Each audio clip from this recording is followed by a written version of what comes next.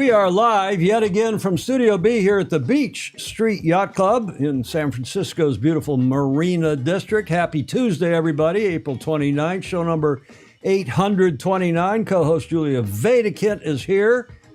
She's happy today because she had her Liberation Day yesterday, right, Julia? Right. We'll talk more about that. I'm your host, Tom Eamon. I'm proud to have my Oak Cliff Sailing shirt on. If I can get a shot of it here in the back, Julia. Yeah. It's that's a good bimbo. it's my shirt. Dawn's not amused. She's standing by here via Skype. Will be with us in a minute. But I am. That's from Larry Kennedy at Oak Cliff, and he gave that to me. It's like a size triple XL. Probably all they had left in the locker in his merch cabinet. But I'm very proudly supporting Oak Cliff Sailing as we have Dawn, the executive director, Dawn Riley, with us, and we're delighted to have her here. And our show today here at the starting line, happy Tuesday, as I said, and happy, you mean scampi doesn't mean spaghetti day? Why are you laughing? Oh, well. I thought scampi meant spaghetti day, but it doesn't. And we're going to learn more about that in a moment. Today's show is not brought to you by Rolex or Ronstand, although I'm running some B-roll from both of them, some commercials from both of them, because I love the things they are doing for our beloved sport, just like we love what Dawn is doing for our sport. Opening day on the Bay, we have some nice ink here. We told you a bit about it on Friday, and it was over the weekend here in San Francisco. Don't talk too often, Julia, about what goes on here in San Francisco, but opening day was special, and we got some first page above the fold ink. Yes. You want to show it to us now, or did? Oh, sure. This is once in a lifetime, at least in my lifetime. What's that mean? You've been here in San Francisco for 60 plus years. Yeah, that's right. Move it to toward the wall a little bit. There you go. Perfect. Above the fold. We're going to come back to that in a minute, okay? Just wanted to show it to everybody because I got a picture of it in the show, too. Opening day on the Bay, and Julia also schooled our Commodore, the St. Francis Yacht Club Commodore, Adam Gamble, who is probably watching because I warned him we were going to put him in this A block. Super sailor and leader and Michigander, Dawn Riley, of course, from the States here, longtime friend, and she and I are going to discuss, but we're going to get her views on the state of the sport. Then we have our usual coaching corner from John Emmett and how our sport rewards patience and purple. Oh, yeah? Yeah. Ficker Cup qualifiers, we'll cover that. And two people have launched from the Ficker Cup into the Con Cup. But you know what? Not the winner. And we'll tell you why the winner is not going to at least skipper in the Congressional Cup. And finally, the last leg, Antigua Race Week has, it's going on now, and there was an English Harbor Rum Day on day one. We'll cover that. Nice video from down there in the Caribbean. And, of course, our Day in History, Whiskey Tango Foxtrot, and our fantastic FOSI and more. Speaking of Rolex, a 12-second video from them, and they're not paying us to do this. We just appreciate so much what they do for our beloved sport. I thought I'd run this nice little video that I saw in my stream and my feed in my search engines today.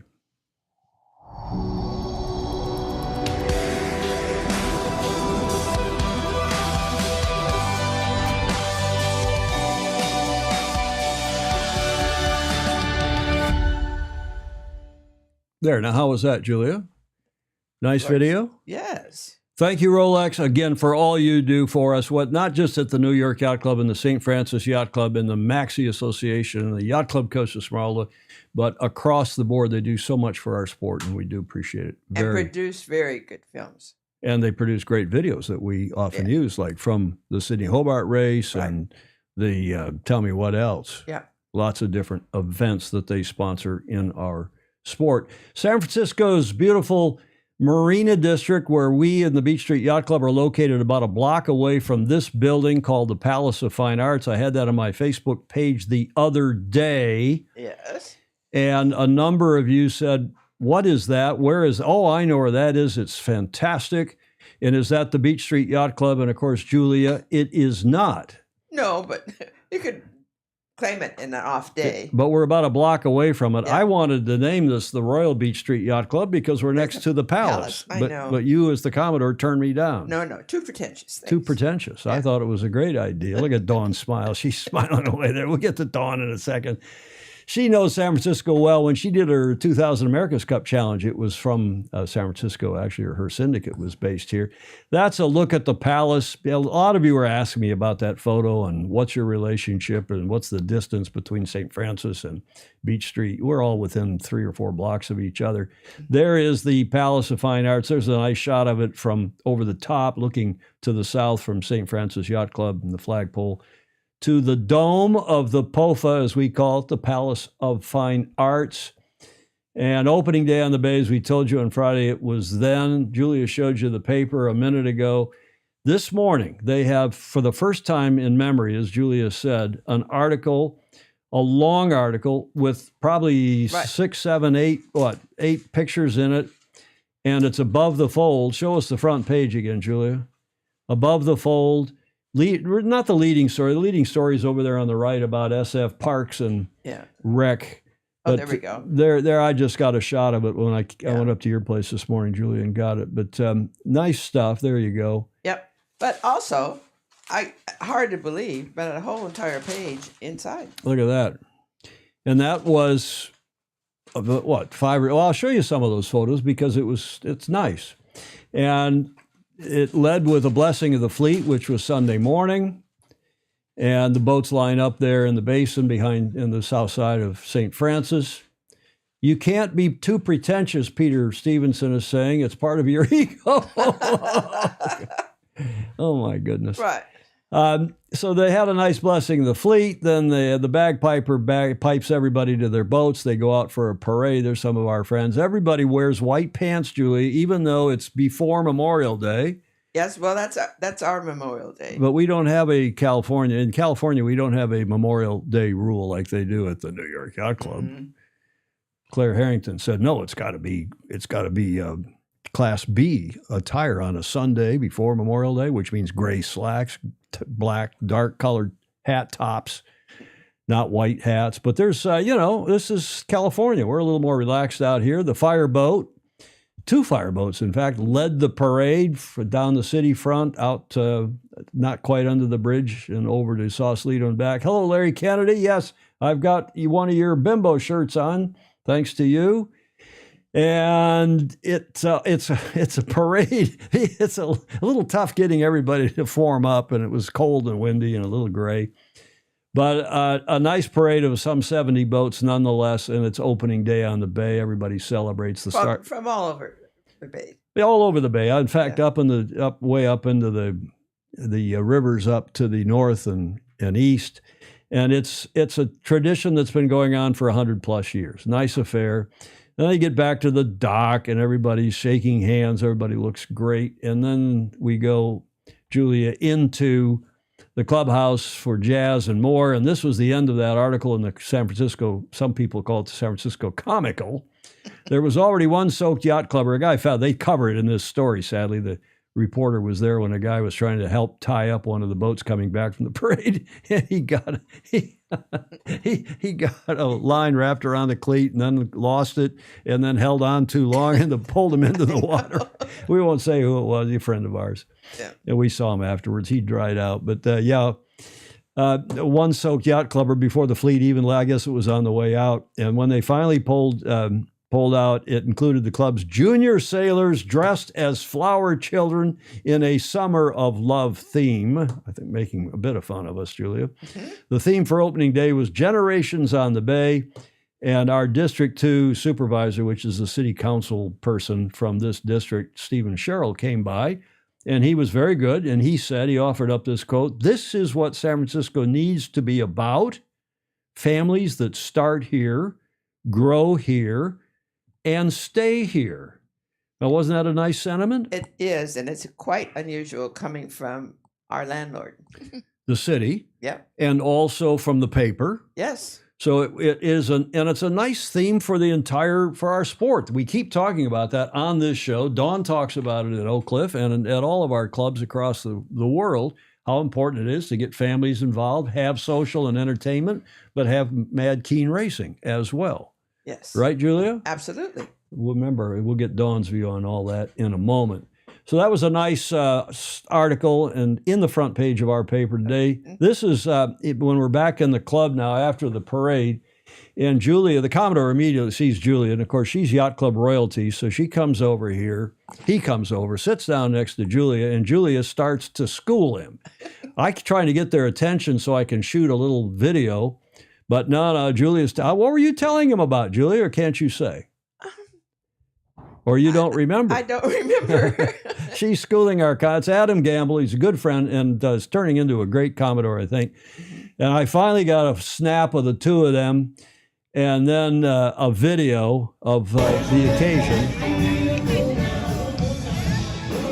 This is why Julia loves to go to opening day, to hear the music. A little thin right here at the start, but people filtered in and there were 100, 150 people in there listening to the band. Every opening day on Sunday afternoon from 3 to 5.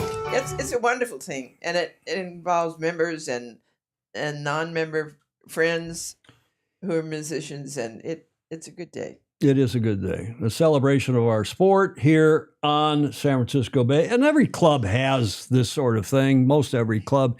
Tell you what, if you get the invitation to ever go to Newport Harbor Yacht Club's opening day, which is about this time of the year, tough to get in because the club shows up in throng, huge numbers. And they do let a few guests, I've been there once or maybe once, I guess, but it's a fabulous event. And Goes on for days. Well, no, it's just most of these clubs have an annual regatta, an opening day regatta. Yeah. San Diego Yacht Club does, and they have an intra club regatta here on Saturday that's so attended. But San Diego Yacht Club also has a glorious opening day about this time of year. And of course, it's warmer down there even and usually quite nice. Just one reason we would still wear white pants. Why? Because we don't have to wear gray. Well, you can do what you want. This is California, and you often do, right? Right. Okay, Julia, let's bring Dawn in here. We're delighted to have Dawn Riley. She's standing by patiently from Oyster Bay, New York, and a longtime friend, Michigander, and executive director of Oak Cliff Sailing. And Clark Chapin will tell us how many times she's been on the show, but Dawn, it must have been something like, a dozen or more times, haven't you, over the years? Probably, yeah. I'm not Gary Jobson. I do not keep stats of every regatta. It's amazing how well he keeps all that in his little notebook. Hey, speaking of Jobson, Julia, he's taken on all these different roles over the years, starting with ESPN, and then he's helped out in a lot of different roles, including president of U.S. Sailing and a vice president of World Sailing. You know what his latest role is? Dawn, you must know. You were just in Annapolis. Yeah, he's going to be Commodore. I think he's now the rear Commodore, isn't he, at Annapolis Yacht Club? I didn't even realize that. Yeah, I didn't either. I think Claire Harrington told me that the other day, Commodore Harrington, who's vice Commodore now, as you know, of New York. So it'll be interesting. He's got his hands full, so he'll love it. He'll love it, and he'll no doubt do a good job of it. Dawn is going to give us her view on the state of the sport, and I think, and just talking for a few minutes before the show, she's quite optimistic, as are Julia and I, and it's nice that things seem to be turning up, are on the upswing here in the USA. Is that fair to say, ladies and gentlemen? Yes. Yeah, it feels much more positive nowadays. And is there one thing that you attribute that to, Dawn, more than anything else? I think, honestly, having Charlie named as a CEO, first of all, you have a leader finally. And second of all, you have somebody who's fresh and young and motivated. And he's just like the right person for the job.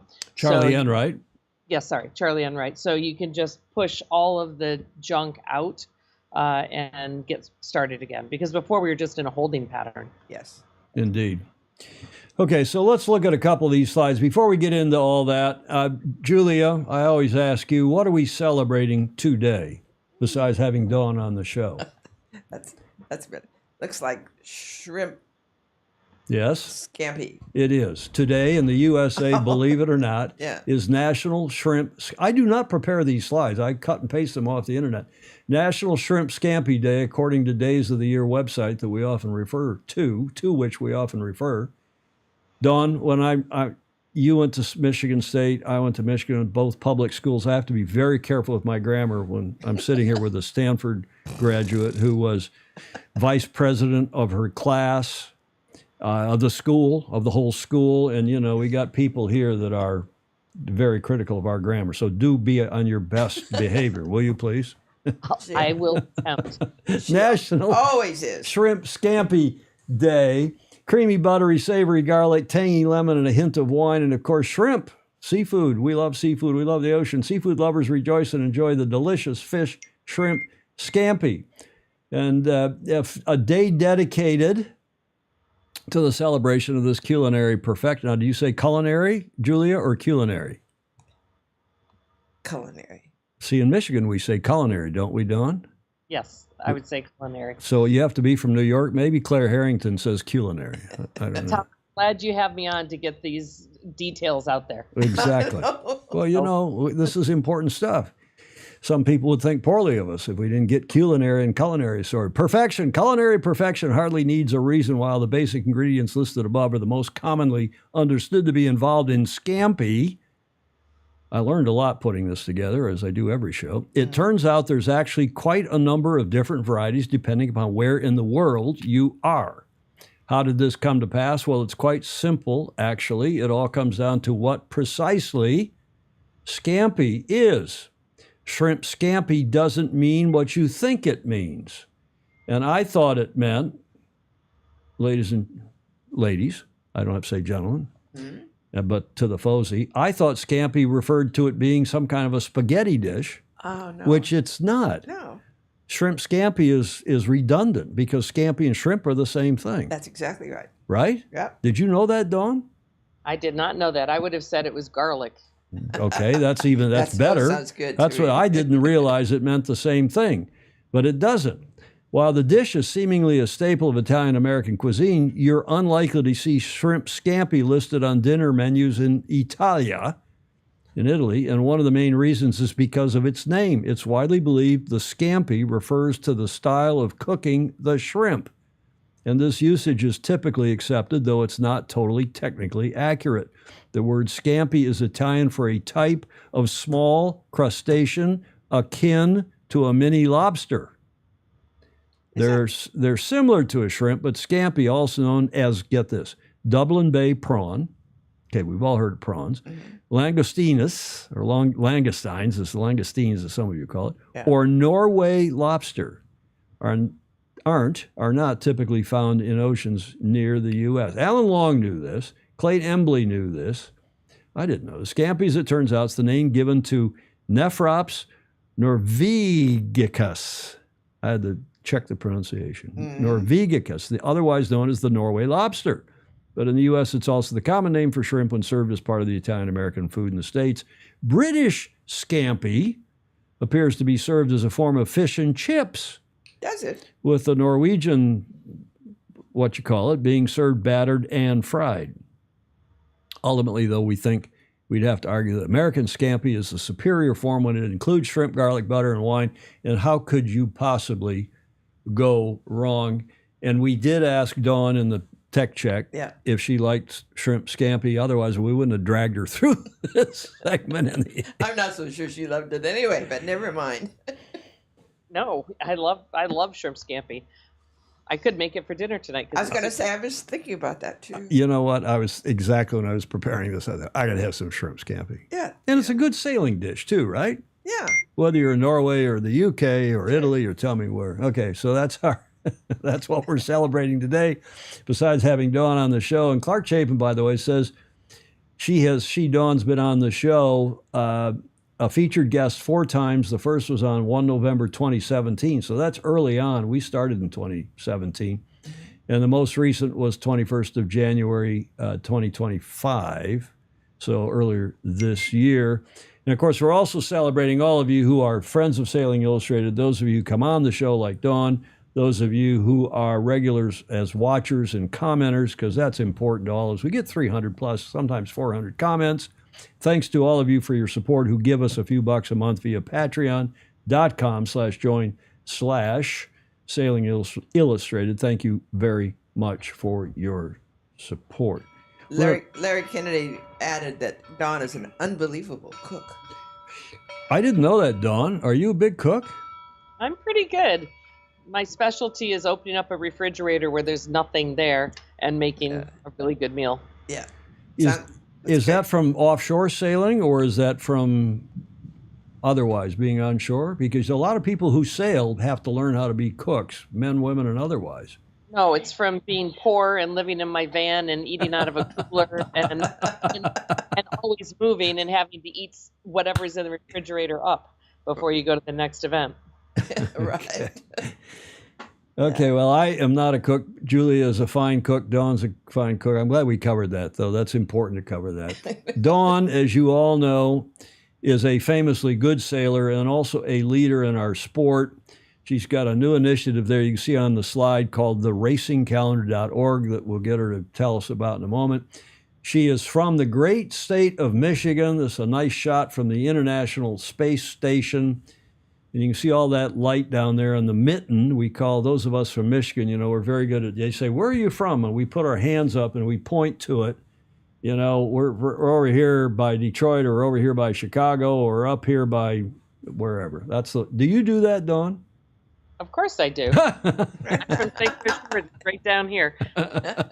And you are indeed. I've got a slide. Dawn is from the Metro Detroit area, just north of Detroit, St. Clair Shores, which is a good sailing area, right on the west side of Lake St. Clair, and also a good hockey town. There's a lot of hockey activity, youth, adult, and otherwise, in that part of the state. I'll back it up. I'm from outstate, as you all know, Clark Chapin, midway between Ann Arbor and Ann Arbor, which is out here to the west. We've talked about that before. Clark Chapin lives here in the western suburbs and specifically here in Plymouth. And then Dawn grew up here in St. Clair Shores right on Lake St. Clair. When did you start sailing?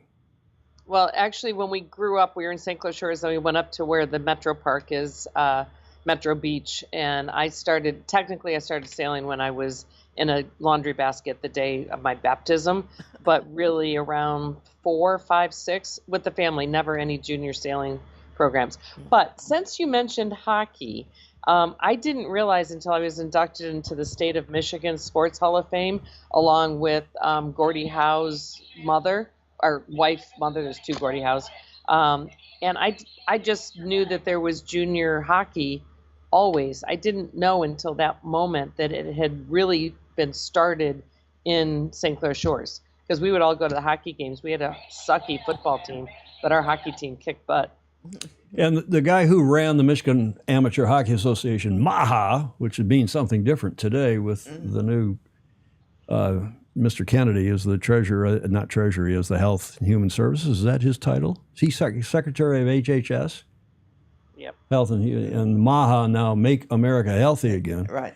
Which God knows we need to do. But Michigan Amateur Hockey Association was run by a guy who lived in St. Clair Shores. But Detroit's widely known as Hockey Town, USA. Boston would like to think of that, even where you are now on Long Island, in and around New York and the east side of New York, particularly big hockey area. And, of course, up in Wisconsin and Minnesota.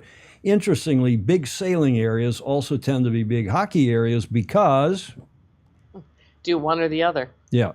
In the wintertime, especially in a state like Michigan where it's cold. Do you realize, Julia, you see where Dawn was in East Point and Lake St. Clair where that pin that I dropped on the map? Do you realize that area all down there south of Detroit is Canada? So we always say this is the one point in the U.S. that is north of Canada. Because this is Windsor, Ontario right here, and this is Ontario and we are I actually... did never realize that. Well, that is a trivia question that sometimes gets asked, right, Dawn? Yep.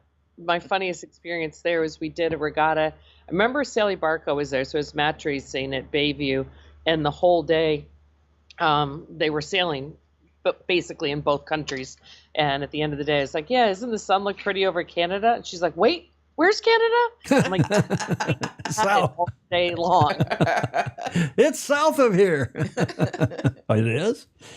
Alan Long is saying that upper right, I assume he means on this, he means some place going out the river, I guess, up to Lake Huron. He says, upper right is where I ran the J111 aground on the river en route to Bayview Mackinac last year. The Bayview Mackinac, for those of you who aren't familiar with it, it starts not on Lake St. Clair. Bayview Yacht Club is there in the metro, right there on Detroit and the river, and at the entrance to Lake St. Clair. But then the boats go up out of Lake St. Clair, up the river, the St. Clair River, and into basically just at the mouth of where it goes into Lake Huron. That's where the Bayview Mackinac race starts, which runs every year. It's been going on for 100 years, right, Dawn?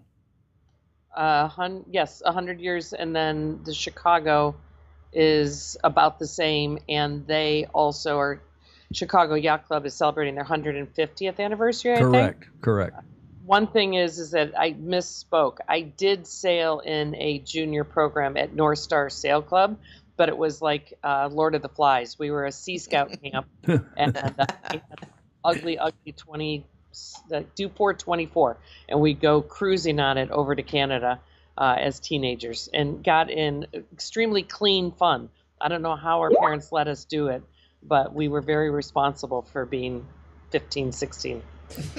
Let's talk about our beloved sport, because you have been on a tour around the U.S. How many stops did you do on this? What would you call the tour, and how many stops? The Collaboration and Celebration Tour, we just ended up doing 7 because it was hard to get, I only have so many hours in the day. But we finished up at the Annapolis Spring Boat Show this year. And this is a slide that you used. Yep. So everybody thinks that you're coming in to fix something, so everybody focuses on the negatives, and I wanted to set the tone. And this was surprising to me when I sat down and started writing that. We had the bronze medal that came home. Those people sailed, I believe, the first time Ian and Hans sailed at Oak Cliff together for the first time in a skiff. America did win the last ocean race, which is Charlie Enright. There's a massive crossover from media with Cole Brower. We need to work on using that for good and for everybody to learn lessons from that and keeping it authentic, but capitalizing on it. And then when you look at the American Magic, the Women and Children's Cup, The women and children. yeah, all but one of the children, the men, were Oak Cliff graduates, and about half of the women were. And then the match racing, of course, is just going straight up there. And the one that nobody really understands, and the one that's kind of the most important when you're talking about trying to improve and be an evangelist for the sport, is 4.1 million people went sailing in 2023, the highest since 2016, so way before COVID. But when you look at U.S. sailing, there's 35,000 members. And I Googled, Sail America has about, just say 400,000 members.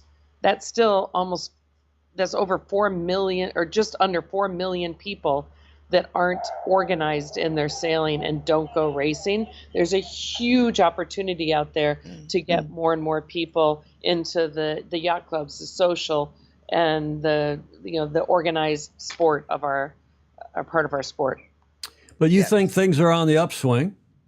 I do. I think in one of those, one of my slides before, because I knew Charlie was going to get the job, or I've been trying to get Charlie to get the job, I was like, we don't have a leader. One of the negatives is we don't have a leader for our sport. And I put yet in big red letters. So I think, we have the positive. We absolutely have had challenges that it's easy to say this sucks and that sucks, but there have been real challenges and lack of leadership. And when I look at Oak Cliff, we've been here for 15 years trying to improve the sport, trying to increase the participation. And it's a long, hard road. Well, I think all three of us agree that the sport is on the upswing here in the U.S. We certainly hope so. And I know this morning I received from Magnus the Magnificent, from Magnus Wheatley sent just a note. He knew that you were coming on the show, Dawn. We were going to be talking about the state of the sport, particularly here in the U.S. And he said, is U.S. sailing on the up? American Magic announced a team of real talent for the TP52 Super Series. Yes, that was a nice announcement earlier, late last week, I guess. Chris Poole is the hot favorite to win the Con Cup 3 times in a row this week. Nevin Snow and Ian McDermott have just won the 49er Gold at Yare. Paris Hankin and Helena Scott came in second in the Yare in the 49er FX. Charlotte Rose was fourth in the ILCA 6, leading going into the medal race, as we mentioned. And if you look at the international Moth class, you have Richard Didham, Harry Malgus, and Riley Gibbs, among others, towards the front of the fleet. Green shoots of recovery, methinks, or so says Magnus Wheatley, reasons to be cheerful. Dawn.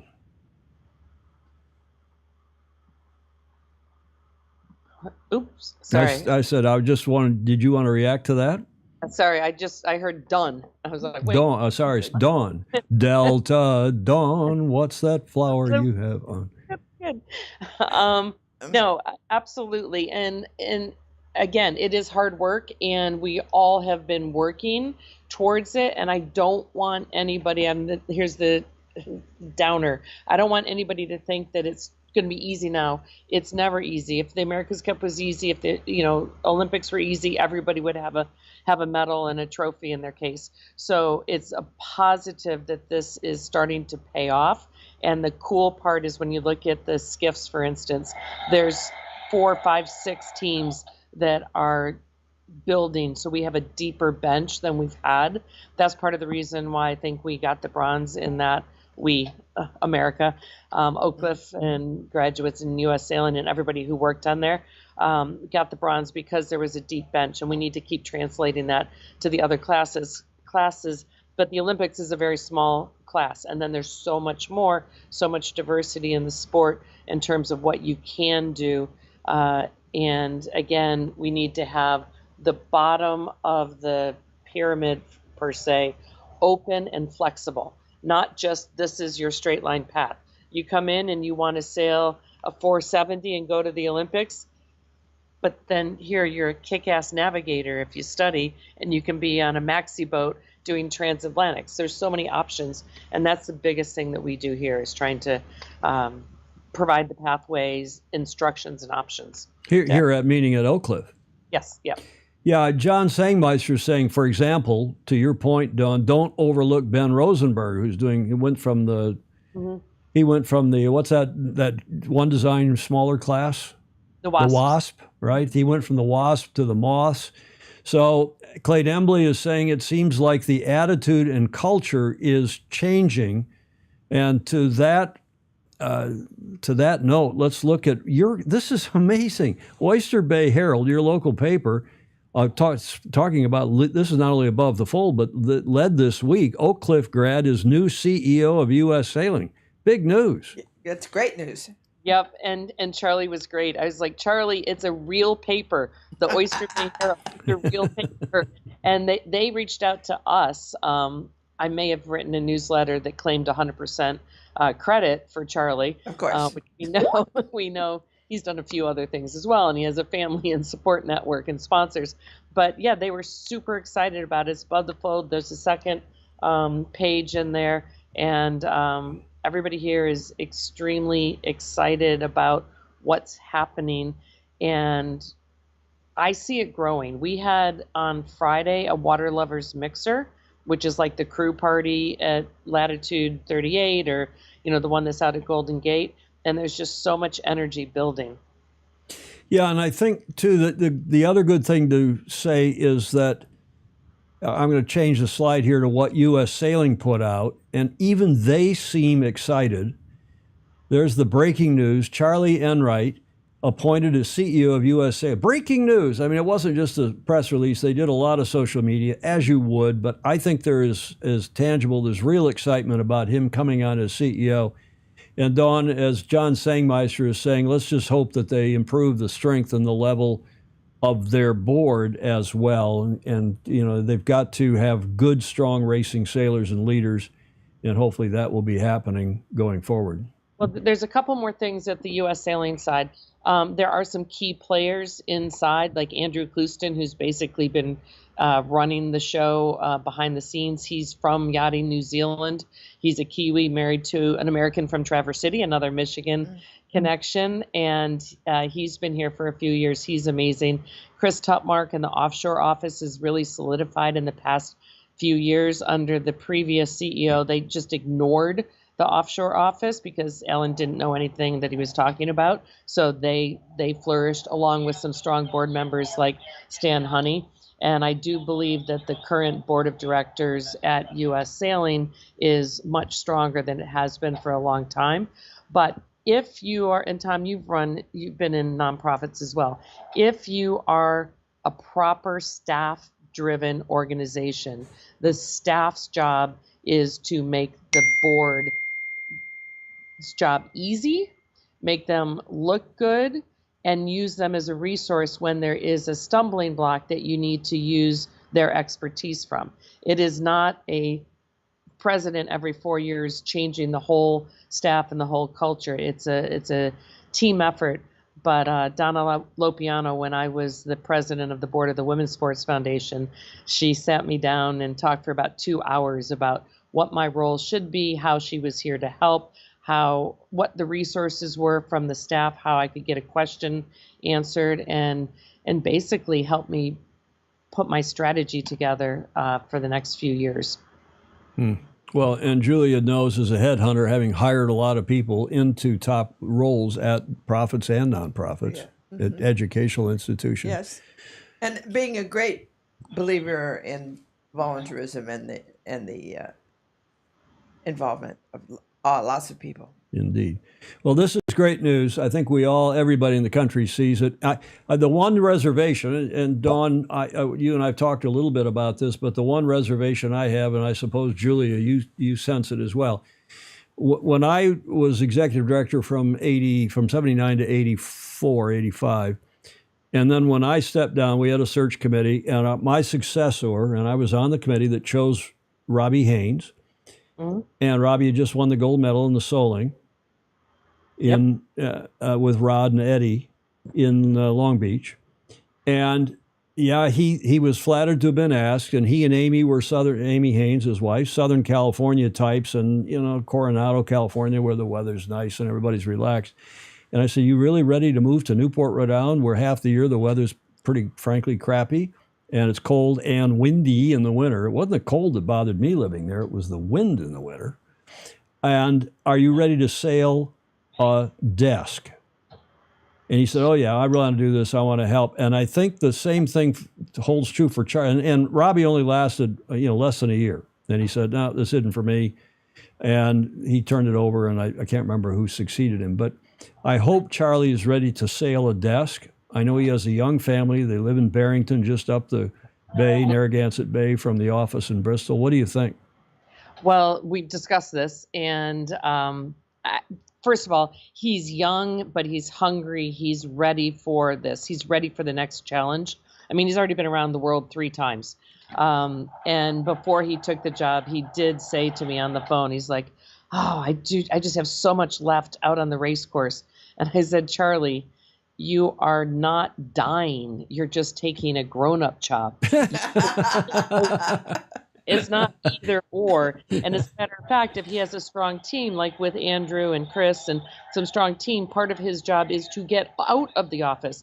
That's what I do wrong, is I am so operationally driven sometimes. And then, of course, I have kids. I'm listening to the radio in the back. I have kids that hopefully can get the main up without a problem. So I go into crisis mode, but my job needs to be more out in the public and going on these collab tours and being out there. And that's, Charlie has a legitimate reason to be on the road. But I really think this is a good fit. And there was a few other options, but Charlie was the one that wanted it the most, I think. Well, everyone's echoing your comments, our comments here. John Emmett says, "I would not want to get stuck behind a desk." No. Deborah McIrvin, I assume that's Andrew McIrvin on his wife's computer. But Deborah, if that's you, welcome again. Dawn just sounds so sensible and convincing. Exactly. Indeed. Can I Yeah. get you to donate some money to Oak Cliff? Then I'll be really good at my job. Well, and that's the other thing. You are a fundraiser. You got to be a lightning rod, and that's the same. When I got at U.S. Sailing, that was my principal job, was to raise the money, get the membership up, because we were in dire financial straits. In fact, my dad pulled me aside and said, "Tommy, you really don't want to," and he was this big supporter of what had been NARU and USYRU and yada yada. And he said, "You really don't want to go do this job because you're going to be the cruise director on the Titanic. It's going down." And of course, it was with everybody pulling together, the board, the staff, and I had a small staff, but like at Oak Cliff, you and your board, you pull together and you make things happen.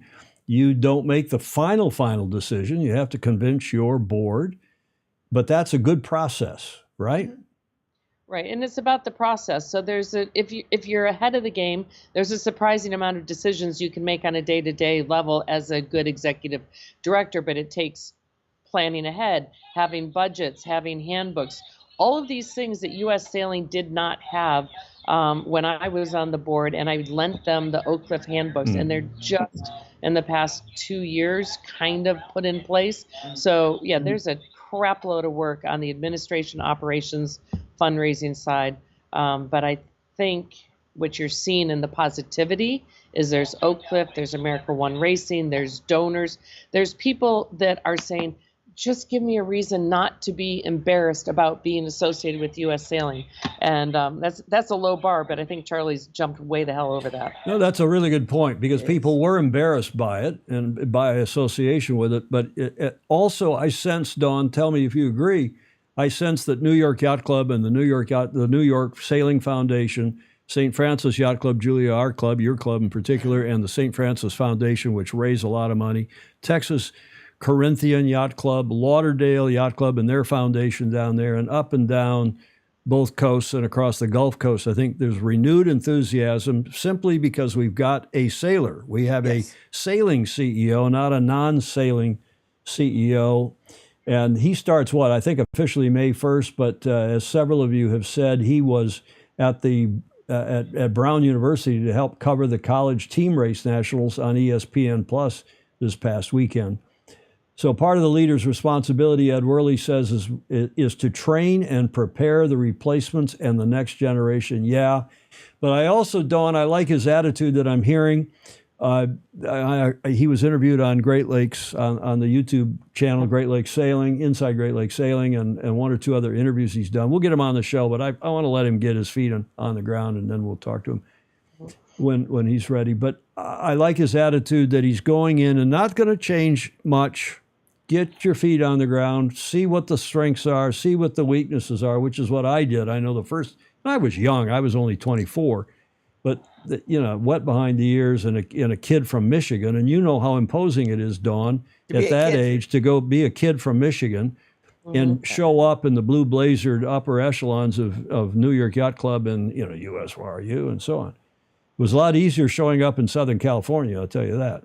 Yeah, I think Charlie has that side of things done. One thing that's just reminded me of, just in the past day, I've talked to B. Lindsay, who's restarting her campaign in the FX, and Daniel Escondido, who's committing as soon as he graduates from Webb, I think he said it's 14 days, to an ILCA campaign through 2028. So I don't think it's coincidental that Charlie's in, summer started, there's positivity, and all of a sudden these sailors that had basically tabled or shelved their campaigns are invigorated again.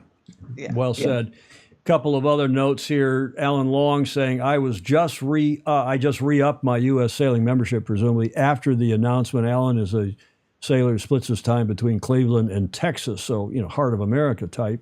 Keith Jamex, did I pronounce your name right? Keith, good morning from Auckland, New Zealand. So pleased to hear from Dawn, total legend of our sport. Hakan Hawkinson has a question, I think. Dawn makes a good point that U.S. Sailing was an embarrassment. Hakan, resigned, but I will rejoin now. And there is a former staffer, good friend of both yours and mine, Dawn, Josh Toso, who's with Zyke now, and he's saying, I'm sure it'll be refreshing at the office to not have to sail-splain everything. That's Josh nice. Toso's comment. Nice. Yeah, no, that's good. I saw Josh at the Marblehead collab tour stop. It was good for him to be there and to give feedback, and that's the whole idea of that tour, is listening to people and all of the information. I think we're going to maybe do like just short snippets of that. In Annapolis, I was tired and ready to go to bed, but everybody else who was drinking is like, "You need a podcast. You need to do this." I was like, in my spare time, I will produce some little, I don't know, series, something. Okay, well, speaking of the Olympics, let's go look at what happened. We talked a little bit about it, but we told you on Friday about the kites and the board. They call all 4 classes the boards now, but on a day of high pressure in all senses, there was drama in the medal series on Friday, the medal races for this event in Hyères in France, the second of these so-called Grand Slam events. And Wan Li won from China, won one of the kite events, and Riccardo Pianozzi from Italy won the other, the men's. And then Tamar Steinberg from Israel, we told you, Israelis are very, very good in the boards, and the what we used to call windsurfers, and their IQ foils, of course. And then Kun Bai, I think it's Bai, not B, pronounced in Chinese and Mandarin, the male won the IQ foil men. So there's a lot of different countries doing well, Dawn, and especially good to see that our country is finally getting into the mix on the upper echelons of a couple of these classes. Charlotte Rose, we told you on Friday, was leading the ILCA 6, what we used to call the laser radial, the ILCA 6, going into Saturday's medal race. She ended up finishing 4th, as you saw that note from Magnus the Magnificent. But Charlotte is certainly an up-and-comer. And then I also showed you this slide in the tech check, Dawn. This was dinner Friday night before their medal race of the ILCA 6. And these are many of the leading lights in the ILCA 6, including Matilda Nichols, Charlotte Rose, and Daisy Collingridge. And I believe that's the Daisy and Matilda are both Brits, and they're all good friends, and they're going out to dinner the night before the medal race. And I think Daisy and Charlotte are training partners, or maybe it's Matilda and Charlotte are training partners. But this is also just fabulous for the sport. And this picture, courtesy of Matilda's dad, Ben, who's a Fozy who watches the show often. Isn't that just great stuff to see? I was just astounded to say that they all look alike. And they have the same hair and the same smile. And they're all happy and good. But they could be octuplets. It's a fabulous photo, isn't it? Yeah. Dawn? They have their juice in front of them. Their protein powder juice. You think? It might have something to do with the smiles. They look all the same, like all the same drinks. It looks like Yep. Fruit Me. And part of the reason why they look similar is in terms of their height and weight is very specific. One of the things we have to remind young people and parents, especially non-sailing parents, that for the Olympic classes in particular, it's very size and height, size and weight specific. So. Yeah, Yes, that's true. that's and it's very good to remember. a good point. And Yeah. it's amazing. Julie and I were talking about this Friday, how the physique of the kiters and the board sailors has changed. Deborah McIrvin, I assume that's Andrew, but if not, he's saying, is that mojitos? I don't know. Probably not on the night No. before. But good-looking group. And Daisy is the ginger, by the way. Daisy Collingridge, and her dad's on here often, and it's just a fabulous to see that. And Larry Kennedy, your bimbo, Dawn, is saying they were just staying away from the ILCA boy. I think they're past the boys have cootie stage. Okay, here's the video from wrapping up the regatta in the air.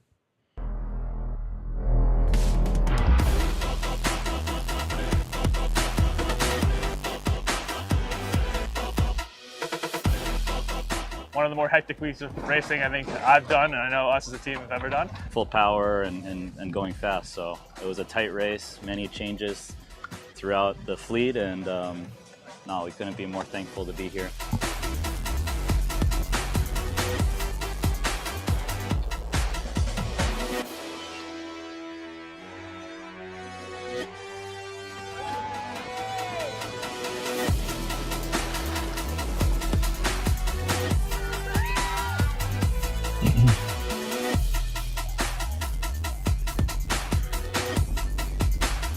Yeah, you can see Charlotte It didn't was make it super out. There fun she is. medal race. We had 12 knots from east and was super fun.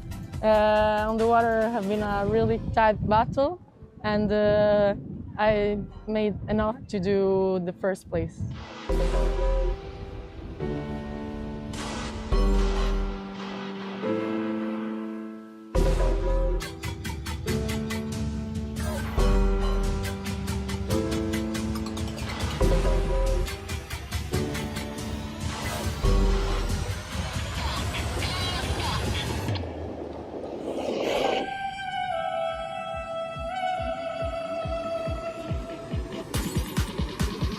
The day was a nice sailing day. We have nice onshore breeze today, and yeah, just another great day where years in the beautiful south of France delivers. So we went into today's medal race already with a 21-point advantage onto the next opponents, which put us in a pretty comfortable position. We knew we were winning this regatta. In the end, we didn't win the medal race, but that was still good enough to win the overall series, and therefore we were really happy.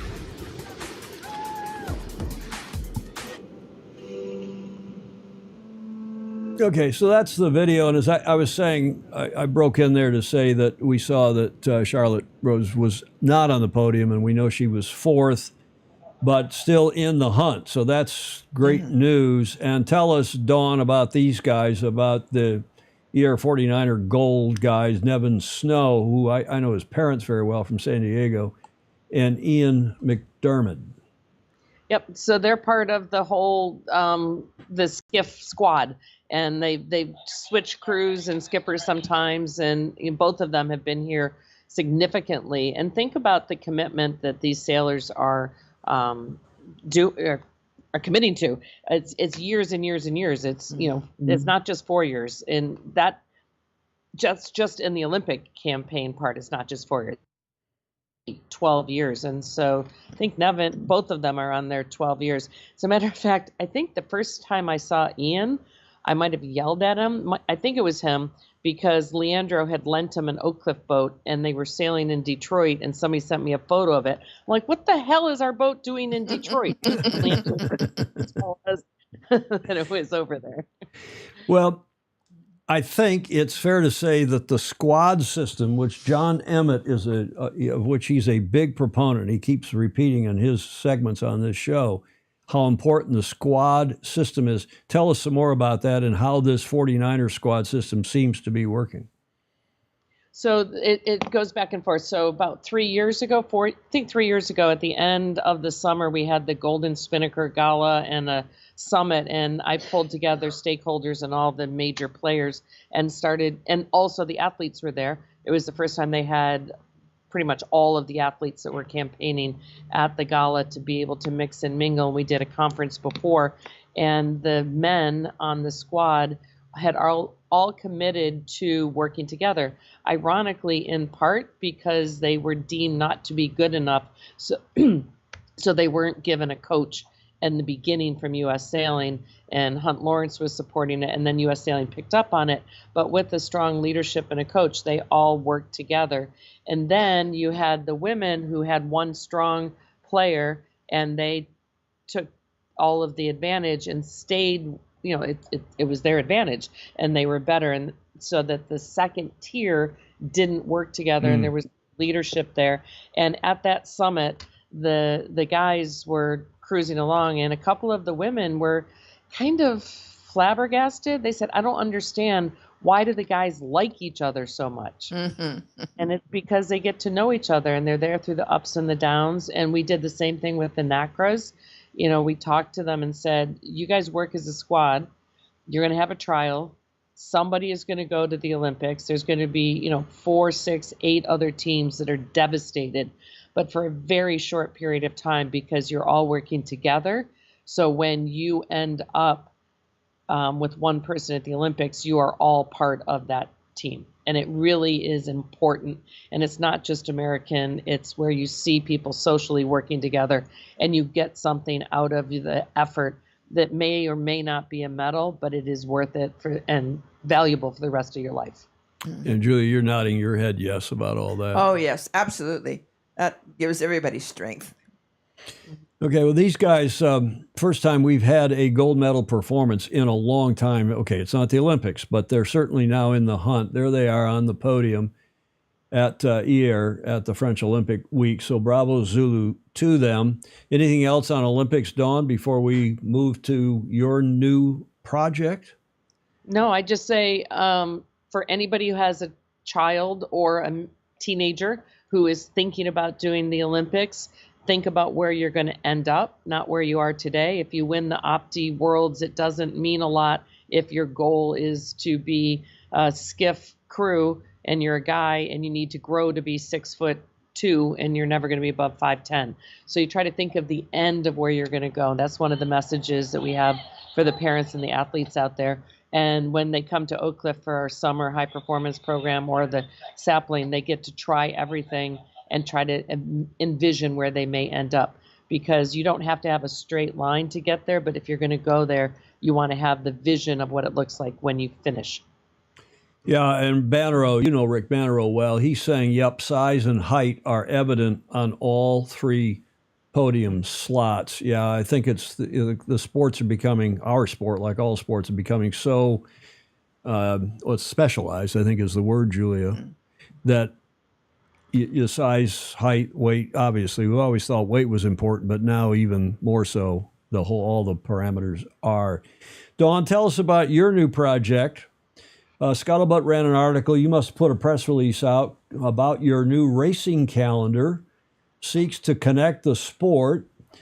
And a couple excerpts from that. A worldwide online calendar called racingcalendar.org has been launched and features all major travel regattas and sailing events, from youth dinghies and match racing to Sail GP Offshore and the Super Yacht Series. Oak Cliff Sailing teamed up with technologist Enrique Heredia and his team at AddButter.New York City, NYC, to source event information and create a dynamic searchable tool that facilitates event planning. The intention is for the site to streamline scheduling, increase event visibility, and connect the sailing community from Opti-moms, weekend warriors, America's Cup pros, race organizers, passionate spectators, etc. Dawn, why is this calendar better than one of the other calendars? What are the other calendars is the question. Well, good point.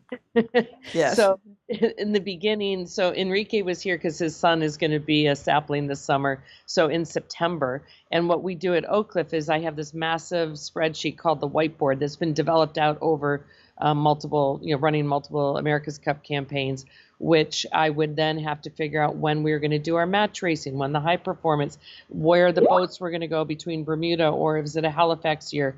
So I would start keeping this calendar in a spreadsheet, and then I would need information, and I would proactively go out and try to find information, say from the IC37 class. I got a hold of them. They said I wasn't allowed to know when the events might be until the XCOM had approved it. And I was like, this is ridiculous. And Enrique was here and heard my frustration and quietly came up and said, I think I could help you with that. What a good idea. Yeah. And there are calendars out there. There's a ClubSpot calendar if you run your stuff through ClubSpot. There's a yacht scoring that they're trying to pull together. World Sailing has a calendar, but it's only after it's gone through 300 committees. Mm-hmm. So you have events like the Gov Cup being sat on by the Youth World Match Racing Championships, which is insane. So there's one thing in there. So you're showing here. So everything here, mostly me, and Enrique on the tech side, but on the front side, I went through into all the websites, all the different calendars, and put in the photo, the image address, the logo, the data, and classified everything. So I'm talking too fast. No, you're not. It's perfectly understandable, and the comments are rolling in. Yes. So you say this is beta. How many events? How far in advance? How far along are you in this data collection and publication? We can handle events in infinity into the future. there is a tag that says TBC. So in the end of the summer, I'm going to be reaching out to the other organizers and saying, please give me your dates for 2026, 2027. And even if they're not confirmed, if the XCOM hasn't approved it, put it in so you stake your place in the calendar. And then if somebody's looking to put in an event that's similar that would overlap, people don't think team racing and match racing don't overlap, except for you need umpires. So they do overlap. So you can put the TBC in there, and then somebody sees it, they can call you up and talk to you and say, hey, should we maybe not overlap your event? The beta right now is everything in there is more or less accurate. When it first came out, Deb Shaner from You Gotta Regatta corrected a date. And there's a couple other people that added events. And I'm working with like the Opties that desperately need this. The J class, the Melgis classes, and the match racing and the team racing, and then the super yachts, Sail GP, so that we will, and ORC is the one that's not participating at the moment, but I'm going to translate my thoughts into Italian and get them to give me the data, because there's a template. They can give it all to me and I can upload it and data check it. Well, why do you do this? This has got to be a big headache, a lot of work. Do you think you can sell some advertising on the site and bring some revenue in for you? Do you think donors will support because of this? And by the way, I love it. I'm glad you're doing it. Yeah, it's great. And I hope U.S. Sailing, for example, doesn't jump in and try to do it themselves now, because I'm a big believer in decentralization and not pulling everything into Newport or into Washington, D.C. or into Brussels in the UK or in the European Union, for example. And if Oak Cliff is doing it well, don't try to reinvent the proverbial wheel. Right. Well, the first thing is that if Enrique hadn't donated all of the time and all of his engineering time, this would not happen. So I don't believe anybody else can afford to do it. And there's not enough profit in it to make it a company. We're not going to try to replace Yacht Scoring. We're not going to try to replace Club Spot. We are there to be the interconnecting spots. And the next phase, couple phases, one will be once we've got this rock solid and the platform is super stable, including the upload, which is the last thing we're doing some testing on, then we will be able to make it available to clubs or classes to use the same platform for their own internal planning and promotion. And then the global calendar is only for events that the bulk of your competitors or spectators will travel more than 150 miles to. So we don't want every beer can race, just crowding the site. We want it to be something that you are trying to figure out your winter schedule. You're like, oh my God, I didn't realize I can go from Clearwater to, Miami. And because I have a Melgis and a J70. Or you can say, I'm going to Australia and my partner is going to go to every freaking museum. What else is going on? And you can look in Australia and see what's happening in that month. So it's searchable in multiple different ways. The tags include the types of, 2v2, the women, youth, disabled, masters, and the different grades of match racing. But the final phase is that when people sign up, they can register, and I would hope that we will be able to make connections and provide yet another service. So say that you've got the Congressional Cup, since you have that up there, and Chris Pools Bauman hurts himself. In the future, I would be able to send out an email to people who had self-identified as match racing bow within 100 miles of Long Beach and say, we're looking for a bow person. Email Chris Poole at this at this email address and try to help. That's a great idea. Yeah. Good. Well, I hope it goes great, Gun. No doubt AI is going to help in doing this as well. And there's a lot of comments coming in here about this and how other areas, notably the Caribbean, we see Taylor Canfield's dad is on. Bill Canfield saying the Caribbean has been doing this or similar for years, so it's very helpful. And I see that I assume, again, this is Andrew McIrvin on Deborah's account. Regatta overlap, especially for pro sailors in Europe, is a nightmare. There is some unofficial coordination, but far from complete. And Dawn, I can attest to how difficult it is, because just for Julie and I doing this silly sailboat show, it's really hard to keep track. You know how I figure out what's going on? It's Live Sail Die in New Zealand, their website. It's a trade secret of mine. It's no secret. I go on Live Sail Die's website and see what's going on, because they have right at the top of their website, ... And then, of course, the FOSI, all the people are contributing or sending stuff in. We have a whole thread of 20 some odd people that are just a Facebook thread that people are sending stuff to me nonstop. The people who've been on the show regularly and support us and so on. It's just a huge help. Bravo Zulu, Dawn, I think this is going to be great. Anything else on the calendar? No, we do hope from the business side, because we're a nonprofit and this is a nonprofit, we can always take donations to support this or anything we do, but we're hoping to make it somewhat break even by some sponsorship. Travel companies are one. We theoretically, if it continues to grow like it is, we will be able to be a ticket master. Like we could be a sailing Travelocity, a sailing ticket master on a tiny scale. But it's a way for you to plan your vacations, to buy tickets, to do entertainment, even to charter boats for spectating and entertainment. I know that when I went to Florida with my family, I looked to see if there's any regattas in Daytona Beach. Unfortunately, there was just Bike Week. There is another.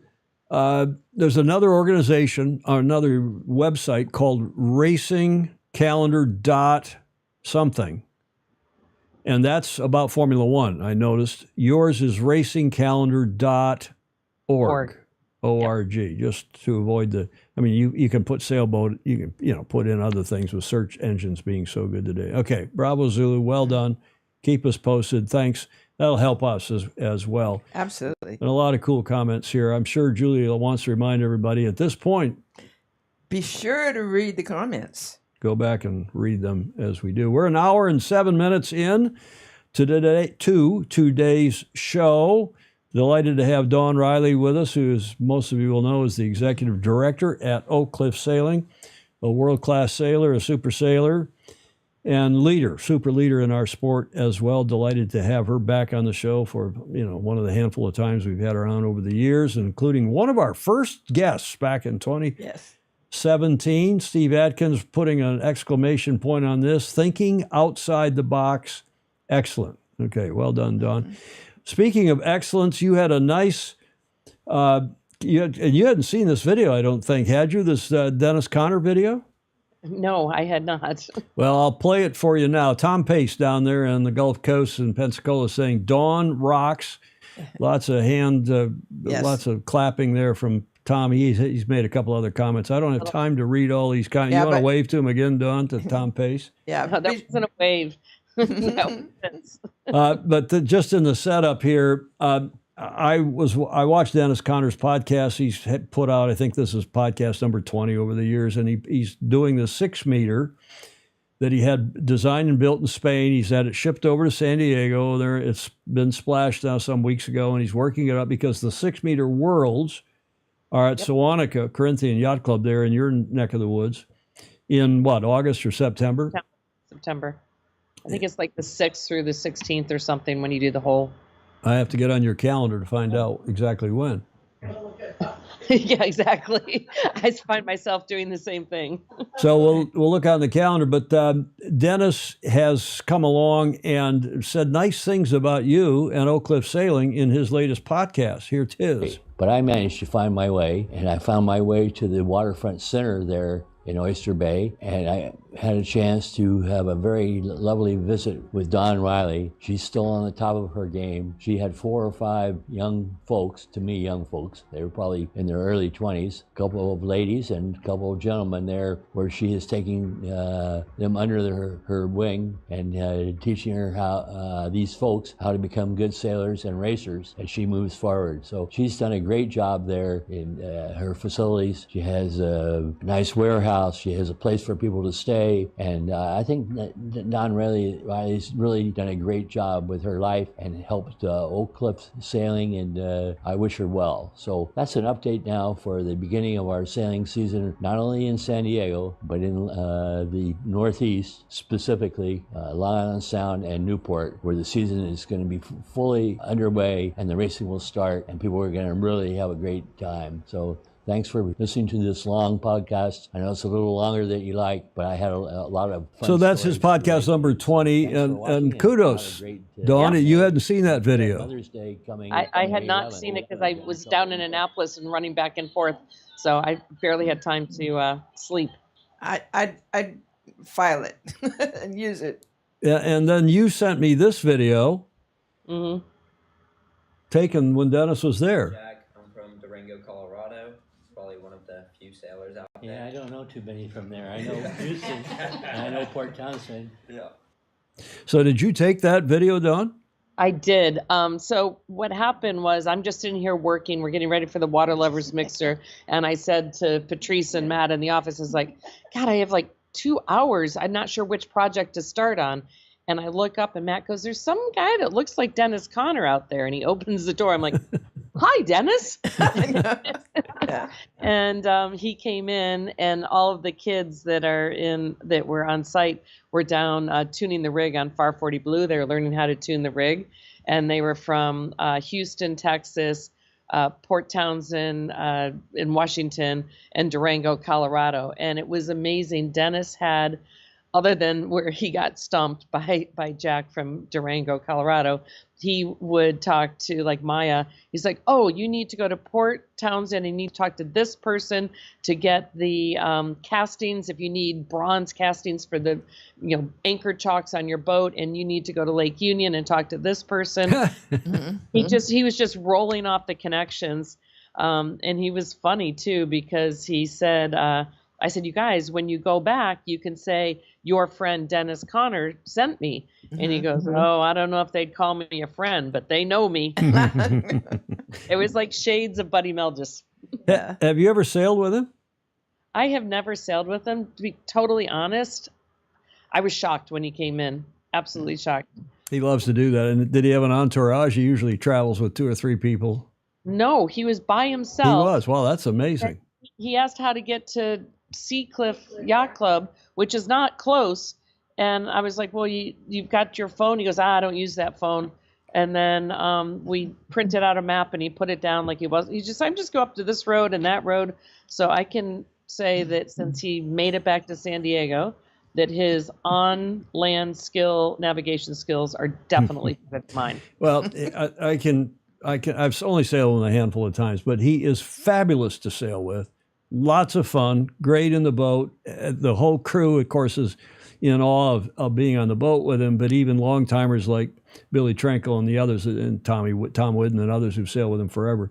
He is, as Rick Bannerow says, is still an encyclopedic sailing mind and still is a fabulous racing sailor. His time, he's legendary with time and distance. And he loves to do these, and when we're on the boat, he'll do things like, well, okay, here, how long is it? You want to bet? How long is it to that next mark?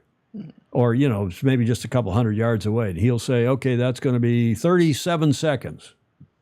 And you'll say, well, let's see, I think it's going to be a little longer than that, so I'll pick 38. He said, no, pick exactly the distance, the time you think it's going to be. So I'll pick 41. And of course, he's right on. And he's not moving, he's not adjusting the boat, because we got our hands on the sheets and he's driving, so he's not speeding the boat. He's just legendary with time on distance. And I think that's one of the reasons he's such a great sailor. And it's if you get the chance, do go yacht racing with him, because he's good fun and actually quite different on the water than he is on shore. Yeah. I've only interacted with them at like parties and social events, or in New Zealand, America True and Stars and Stripes were next to each other. But I'll see him September 16th through the 26th. Patrice brought over the notice of race, old-fashioned paper. For the 6-meter worlds. Well, he's got a brand new boat. He's been it's been designed by the guy who designed His Majesty's King Juan Carlos's boat, and Dennis will have a good shot at this, no doubt. Dawn, speaking of the America's Cup, let's go to that now, and we won't go into all the nitty gritty. But what are your current thoughts on the current state of our pinnacle event?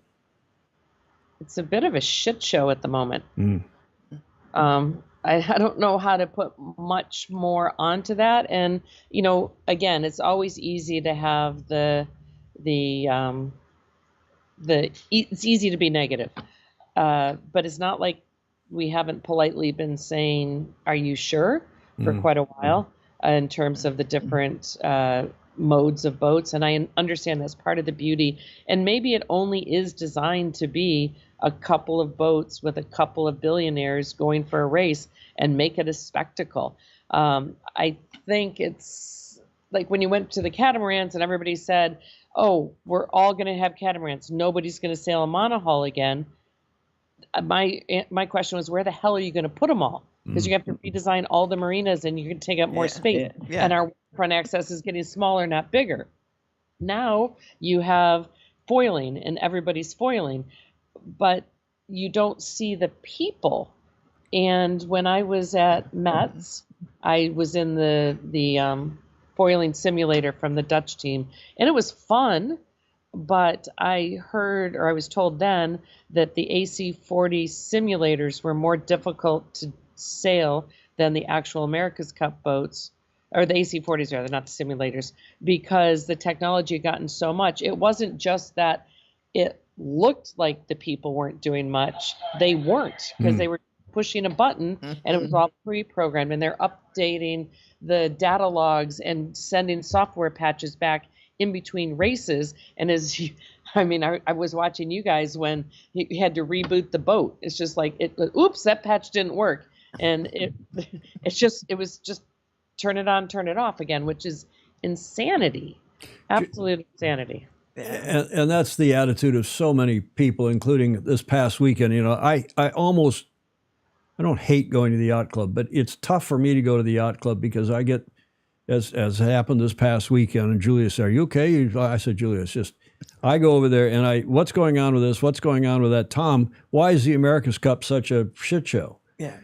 And the truth is, people no longer relate to the America's Cup. Exactly.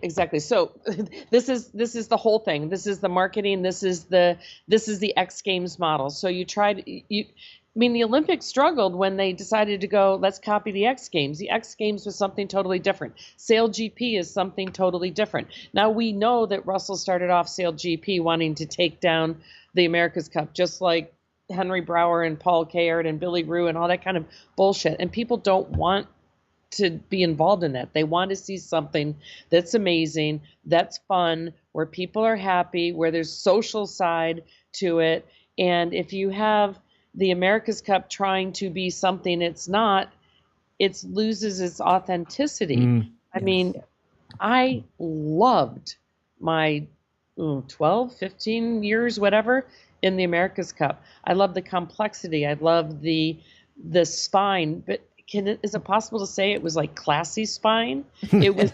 You needed brains. You needed to, work hard and be smarter and use the tools, including the computers, somewhat to the best advantage. I think it was John Marshall that did a whole tour after maybe 95 that said that the most important computer at that time was between your ears. And I think it still should be in decision making. Hopefully AI and all that doesn't make our brains mush. Yes. Well said. And there's a lot of agreement, and Julia's agreeing, a lot of agreement in the comments as well, Dawn. But I do suspect we've just lost almost a generation now. And you may have hit the nail on the head. The answer may simply be to go back to every match as a deed of gift match. You have a defender. Somebody says, we're going to come challenge you in 10 months' time, or let's agree a date a little bit longer than that. And we're going to use the deed of gift. The load on, length, load water line length is 90 feet if of one mast, 110 feet if of two masts, yada, yada. No eligibility rules, very few other rules. And surprisingly, okay, in the end, 1988 was not very interesting. 2010 was quite a bit more interesting. Nobody knew, including ourselves, who was going to win. We had a pretty good idea in 88 who was going to win. But a deed of gift match, very simple, huge boats, expensive, short period of time, here we go, and not try to make it into Formula One, as it appears SailGP is successfully doing. And maybe that saves the pinnacle of our sport. Julia, do you agree? I do. It isn't acting that way right now. And keep it a design competition, which it's supposed to Yes. be in the deed of gift, right? And Mr. Dalton wants to take away the CIC, as you know the shorthand for that. You having been the first and one of the only, you're still, I guess, the only female general manager of a team, right? CEO, yeah. CEO of that team in 2007 in Valencia. So, okay, enough about the Cup. Speaking of SailGP, I just want to, this thing is going from strength to strength, and there's yet another article out, another Andy Rice article for Sailing Today and with Yachts and Yachting, and the headline is, how is SailGP developing beyond the America's Cup? Money, money, money. Like the America's Cup, SailGP appears to be in a different league in terms of campaign costs. Okay, fair enough. But an insider at one of the SailGP teams told me, Andy Rice, who wrote this, that the team owners bought the franchise for a particular country at a cost of $15 million 2 years ago. Today, even if they wanted to sell, which they don't, they wouldn't let the franchise go for less than $85 million. Quite a departure from the old cliche that going yacht racing is like tearing up 100-pound notes, one after the other. It's fascinating how quickly SailGP is developing in so many areas, not least the commercial value of the teams, as Andy Rice, mentioned at the top of this article, again on Sailing Today and Yachts and Yachting. I asked Ben Ainsley how much he paid for the British franchise 3 years ago, and not surprisingly, he wasn't going to tell me. But I suspect it was a good deal less than $10 million. And SailGP CEO Russell Coutts estimates that a team franchise will be valued at close to $100 million by the end of this current season, which concludes in Abu Dhabi in November. And even if Russell is off by a factor of 2, if that's only $50 million, and you've got 5 times, Julia, Yes, that's a real increase, right? it is. And they've got some problems. Yeah, Sailing Swede is pointing out they've got some problems with the boats, but there's good stuff going on. The key difference between the old event and the new event is continuity, meaning the difference between SailGP and the America's Cup. Continuity, unencumbered by the traditions and jealousies that have so often thwarted the commercial development of the America's Cup, to say nothing of the deed of gift, which frankly thwarts it, the development of the Cup. Russell Coutts and Larry Ellison are both forging ahead with developing SailGP in a way that has never been possible with the Cup. And I'll come to both of you in a moment, but I want to play this video of the Canadian team, which was released this morning. And they of course, having won in LA, but have a look at the enthusiasm of this team and the two leaders, at least on the water leaders of the team. Here we are, we're just watching a replay of the final race. Yeah, we can talk you through it and see if we can pick up anything interesting. And obviously here with Annie. Well, that's Giles. So they're just stacked around here. What are you thinking? To be honest, I wasn't that pleased with the setup here. I was a bit nervous about being hooked by both the Aussies and the Kiwis. The Aussies got too slow, so they were quickly not a problem. But yeah, the Kiwis got a bit of a better spot and managed to get a better upper on the start here. Yeah, got a little left there, which left us slow for the first leg. But Okay, I don't need to show any more than this, and it goes on for another 7.5 minutes, as you can see in the counter in the clock in the lower left corner. But the point is, while the America's Cup has nothing except, in fact, they've gone silent, cricket's done.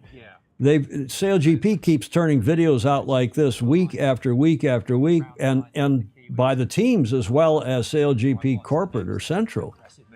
So it's astonishing how much development there has been, and I agree with Andy Rice and would be interested to see what your thinking is, Dawn. Well, again, they're two different things. They should not be seen as competitors.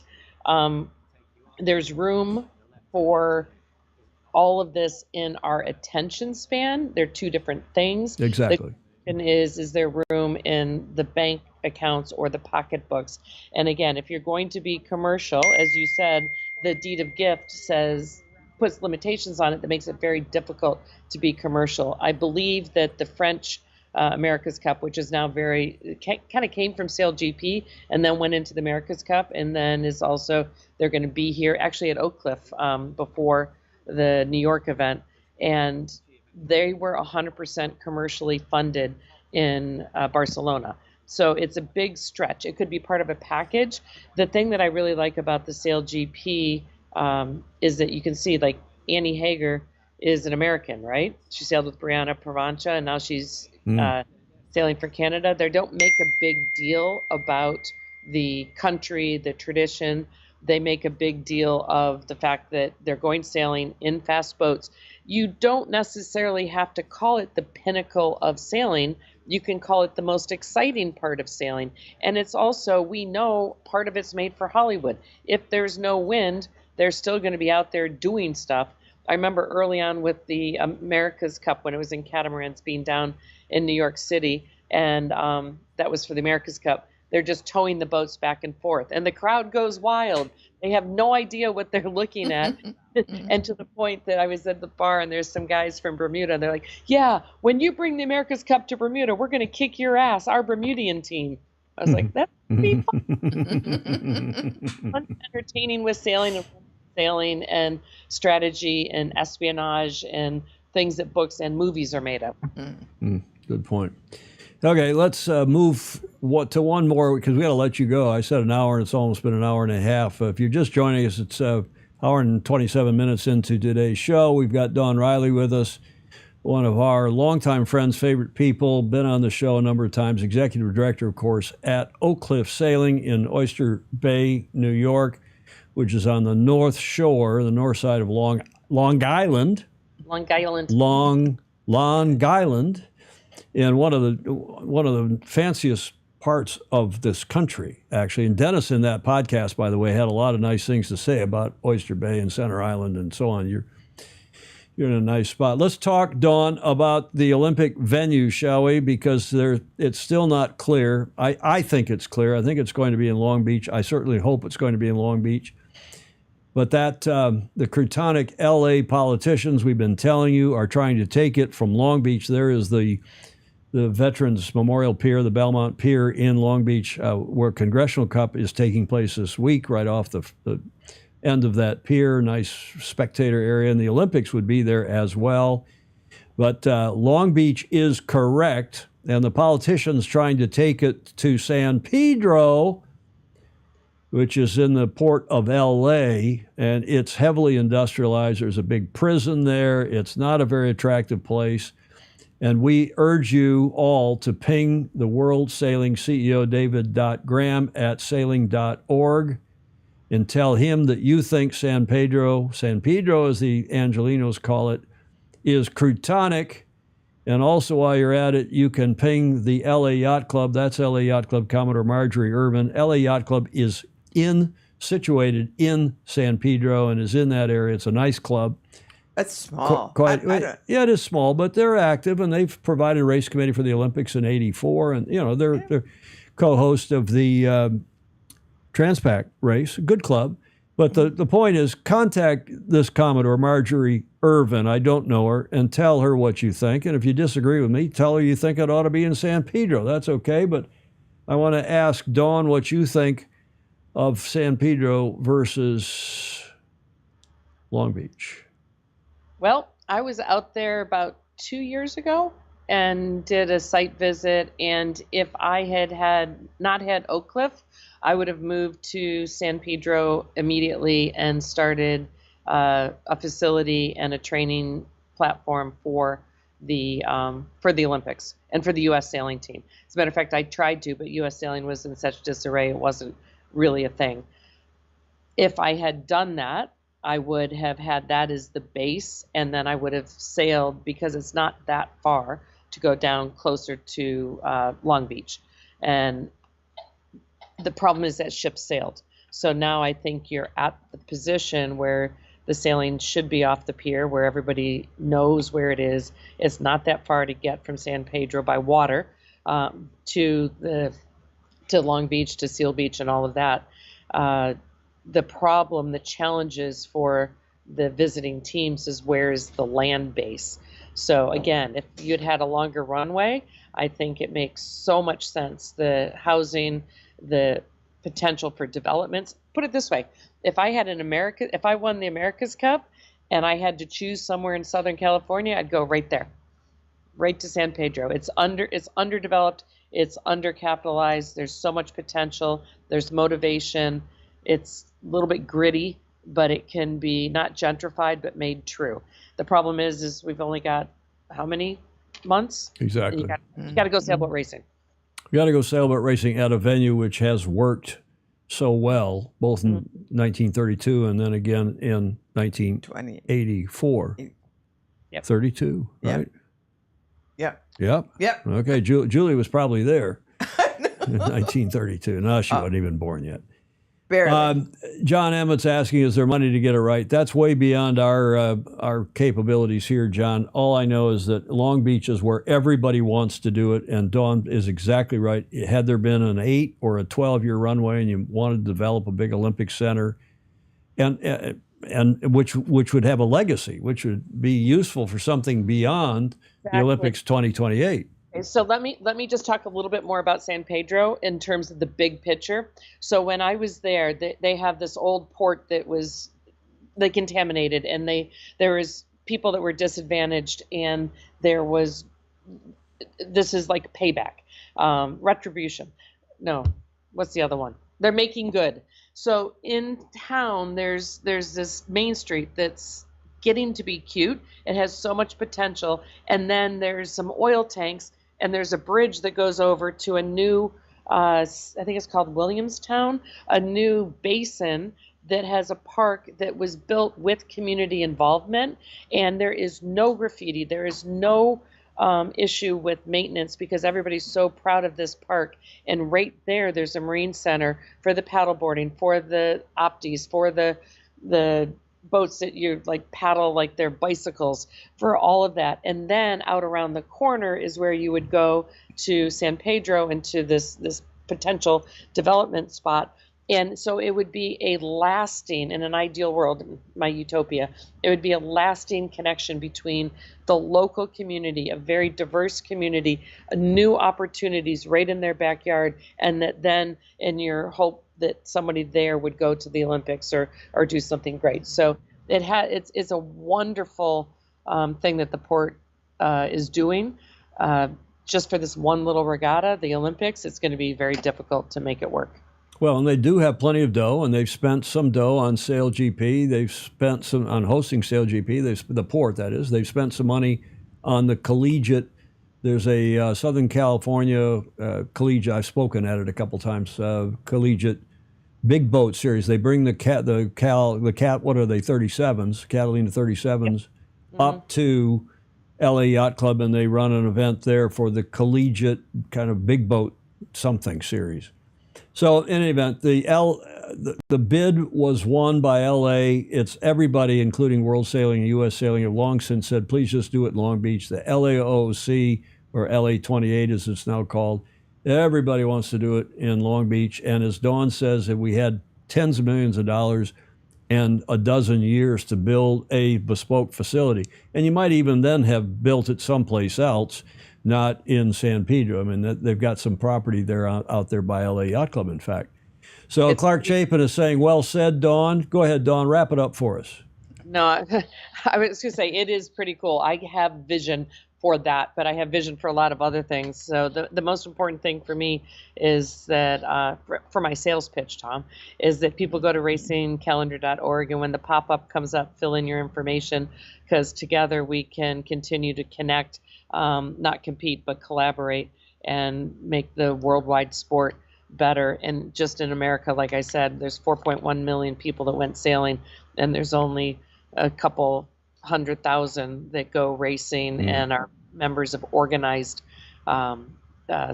sailing, and together we have more power. Can we take 5 more minutes? Because one topic that is the first time in memory that you and I have gotten together, whether in person or online, and not talked about one topic. What's that? Women in sailing. Ah. Let's talk about that for a minute. First, let me show this video from our mutual friend John Rogers, who's the head coach at San Diego Yacht Club, with something they're doing down there. 1.5-minute video, and talking about a fantastic initiative for women in sailing, particularly young women. Video of our Tuesday development 29er class at San Diego Yacht Club. The students are mostly from our Sabot race team.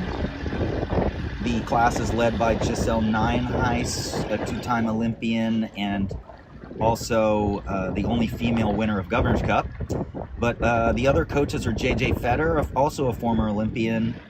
She's the volunteer chair for high performance youth sailing down here in San Diego.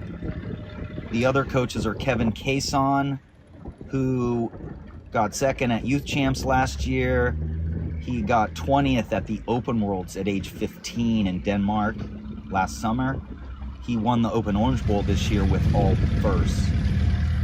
Olympian Maribel Borelli also mentoring and coaching in that Tuesday class. They won the Ida Lewis Women's Double-Handed Nationals last year, and this year they're off to a good start. They've won the 29er Midwinters East overall and the 29er Midwinters West. And so just kids are very lucky to be part of that class. I think it makes the kids better Sabot racers.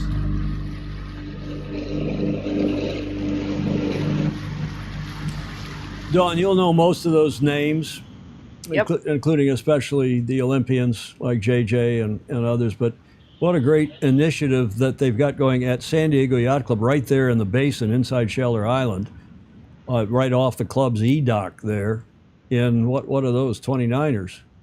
What's the state of women in our beloved sport? Well, first of all, that is amazing what they're doing. And there's places like that. Carolyn Atwood has a 29er camp over in the Annapolis organization. There's so much happening around the country. And part of the calendar and the collab tour is just trying to connect it and let people copy. It's not a competition. It's just bringing everybody stronger. The second thing is amazing that we did not talk about women in sailing, although I did notice the 470, I think it was the German team, that the crew was a female. And that's progress to me, because when we first started talking about co-ed in the Olympics, everybody was grumbling, saying, oh, this is just another opportunity for the women to be the skipper because no woman's strong enough to be the crew in a 470. It was just insanity. So that was really good to see the power there, and to see Annie Hager, who's tiny, on the other hand, be on Sail GP. So we're starting to see those barriers break down. Ironically, next week, it's quiet here because I have people bringing the JV66 numbers down starting tonight, and then we're bringing Wizard down because next week we're filming a movie which tells the story of women in the America's Cup, focusing on Mighty Mary, but starting from Christy Steinem, Dory Vogel, and then going up through America True and into the French team a little bit, I think. I don't know. It's a documentary, so you never know. So maybe we're making a historical documentary and we're getting closer to equality. Yay. Equality. We've got to have equal opportunity first, and that's a big improvement, I think, in our sport. We've got much better opportunity thanks to people like you, thanks to Julie and I debated on this show whether Sail GP should have a spot on the boat for a woman or not, and I believe it's true. You're not wild about that, Julia. I think there ought to be women, and they ought to earn their way, which they can and do, and not be picked just because they're a woman. Well, and you go ahead, Don. See, I got him going now. Here we go.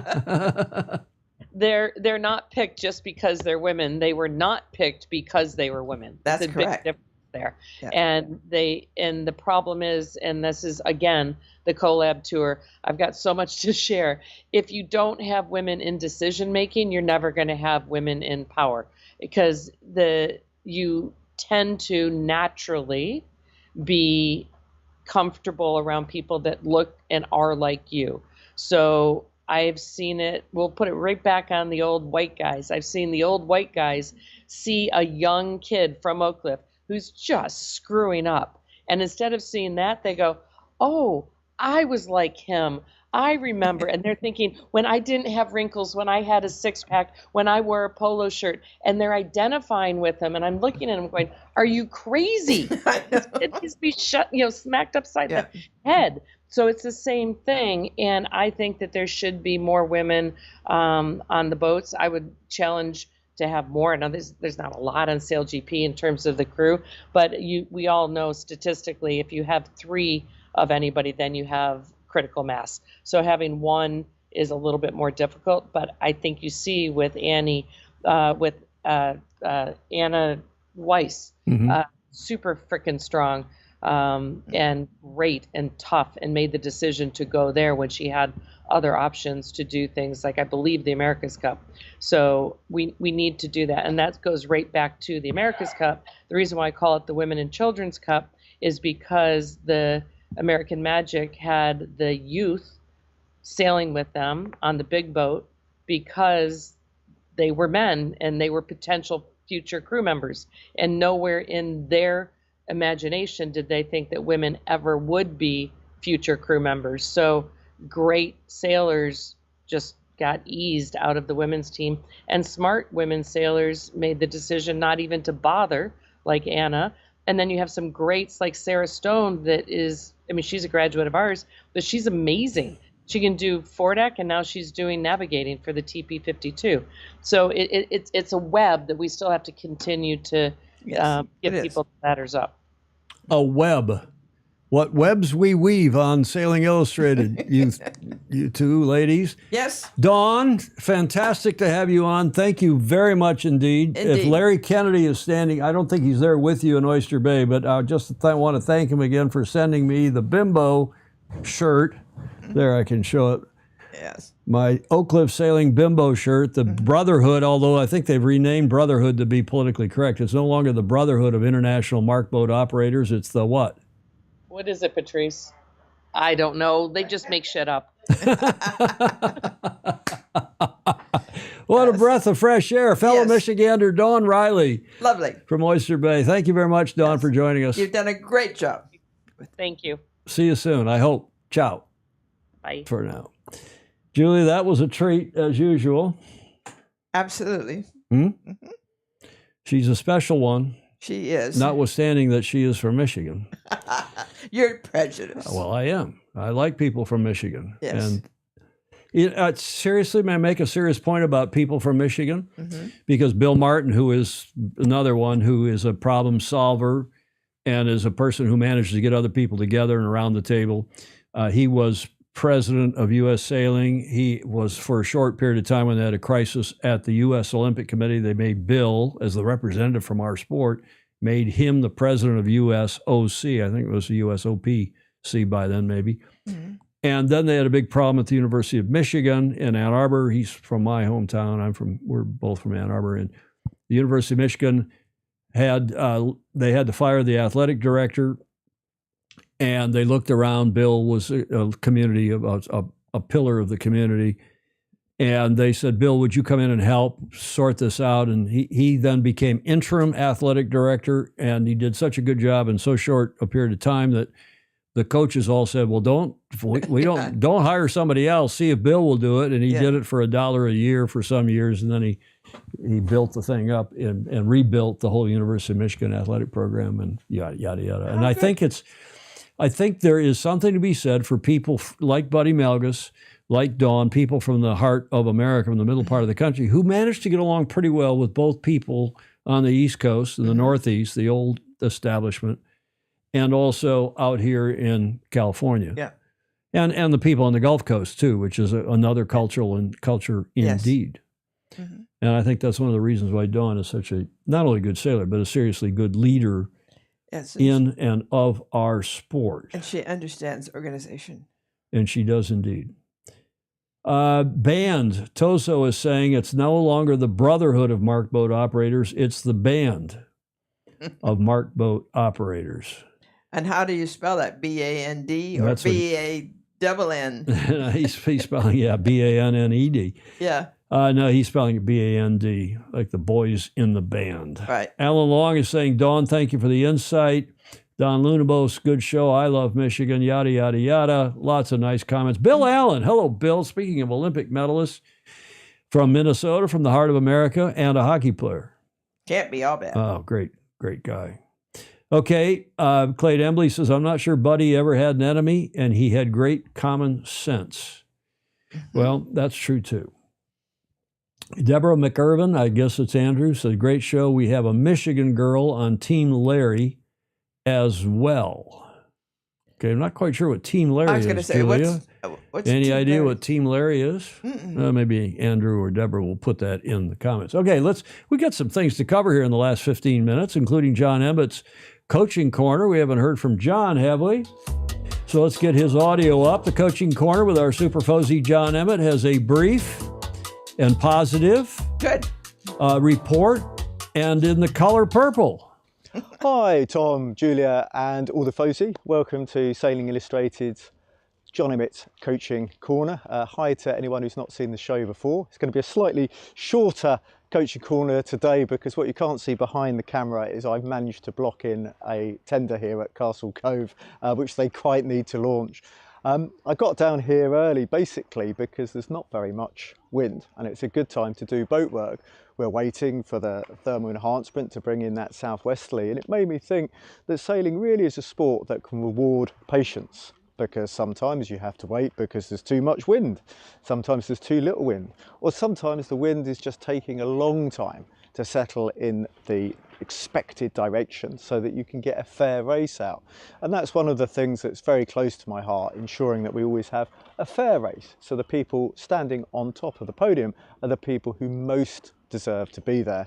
And going back to what I said on the previous show, that's why I prefer, longer races, 40, 50 minutes for Ilkas, for example, and a long series, 10, 12 race series, to make sure the cream really has the chance to come to the top. And with those regattas that have gold, silver and bronze fleet, I really think you need to have at least 3 days of racing in the finals to get everybody racing against each other, because in the round robin, people might not actually sail against each other at all. So yeah, a lot of thoughts coming up about the current Olympic programme, but today is definitely a day for patience. What you might be able to see, or perhaps not, behind me, we have all the boats ready now to go sailing, so we're just waiting for the wind as we go between that spring period and the summer period where we're going to get sea breezes in the afternoon, so 2, 3, 4 o'clock. We often have fantastic conditions here in Weymouth. Problem is our club race starts at 10:30 and often it's 12 o'clock where the breeze completely switches off to come in from the new direction. So as I say, sailing is a sport that really rewards patience. So thoughts very much welcome. If you haven't done so already, please do share the feed. And a quick Bravo Zulo for Pina, who we talked about in the Sailing Illustrated Person of the Year. She was the race officer for the last Olympic Games. She is now the president of Eurosaf, so I expect that organisation to become a lot more active in times to come. So thanks for bearing with me, and sail fast, sail safe, and keep having lots of fun.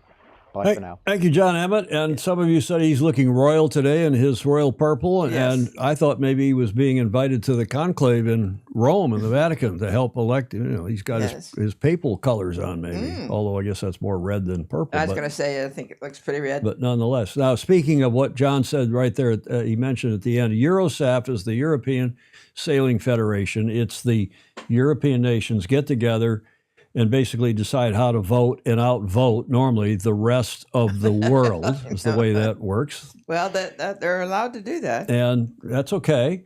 And he mentioned that they just have had their meeting here on the 26th, a few days ago, from 25 countries representing 32 member national authorities met in Austria to decide about the composition of the executive board of Eurosaf and other issues.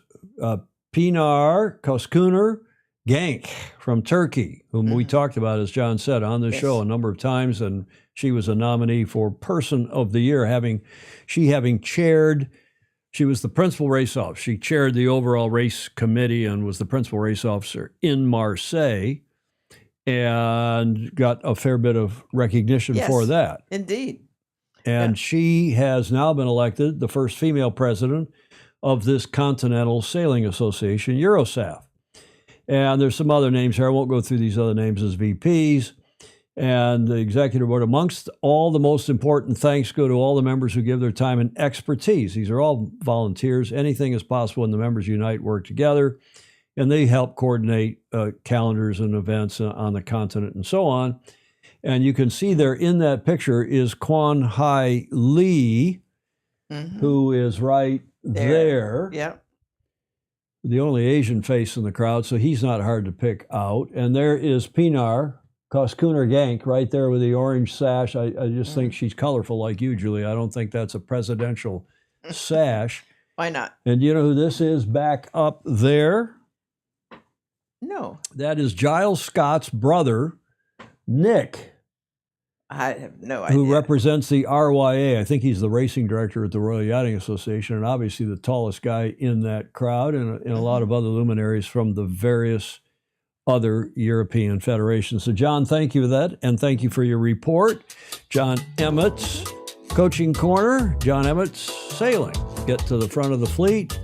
And as we always like to remind you all, we're pushing hard to get parasailing reinstated, at least as a demonstration event for Brisbane 2032. You Aussies have a big responsibility to convince the Brisbane Organizing Committee for the Olympics 2032 and the Paralympics to include our beloved sport in the Paralympics. Write your emails, twist your arms, get people out to lunch and out to dinner, and convince them to include sailing as a discipline in the Paralympics 2032, and then hopefully, as a demonstration event rather, and then hopefully we will become back in the Paralympics as a regular sport down the road.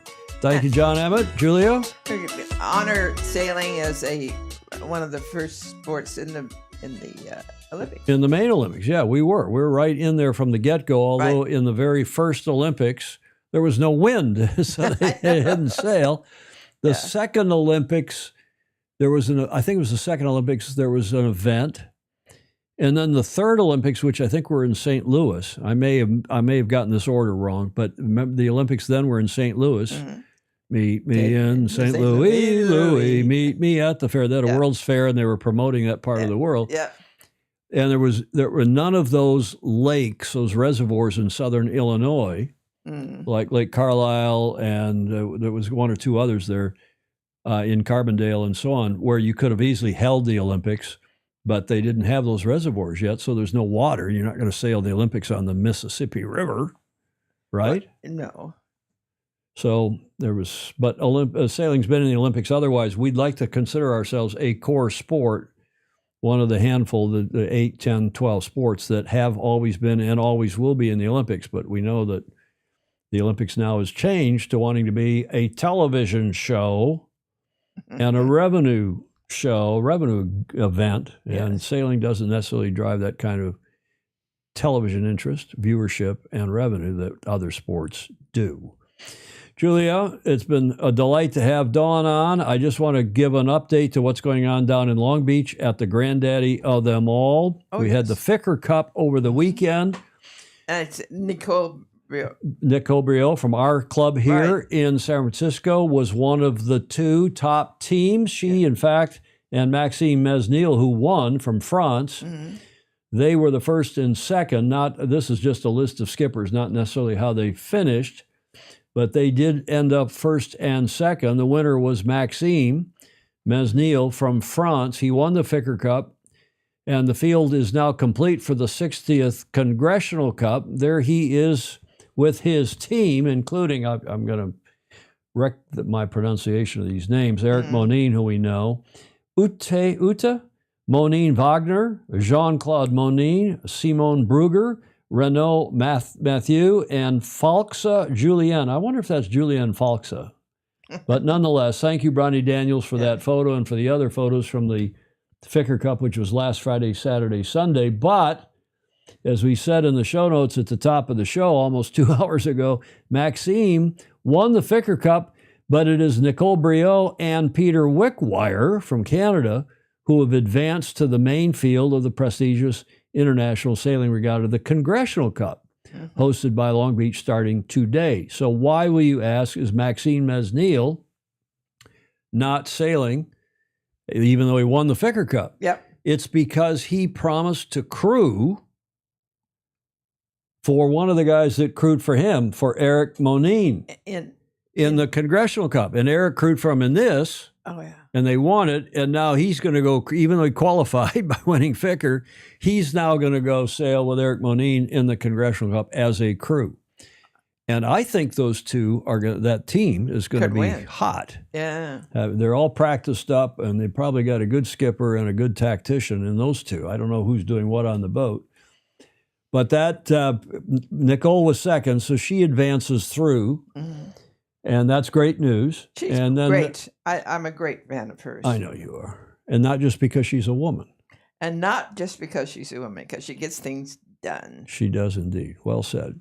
So that's what's going on with Ficker Cup and Congressional Cup. We still think that, we talked a lot about him during the segment with Don Riley, who knows him well, but this 2024 Congressional Cup winning skipper, our American Chris Poole, returns to Long Beach with his Riptide Racing. We told you this on Friday, in pursuit of a three-peat, a third consecutive Congressional Cup title, and of course the attendant Crimson Blazer, a record previously only held by Bill Canfield's son Taylor, who won in 14, 15, and 16.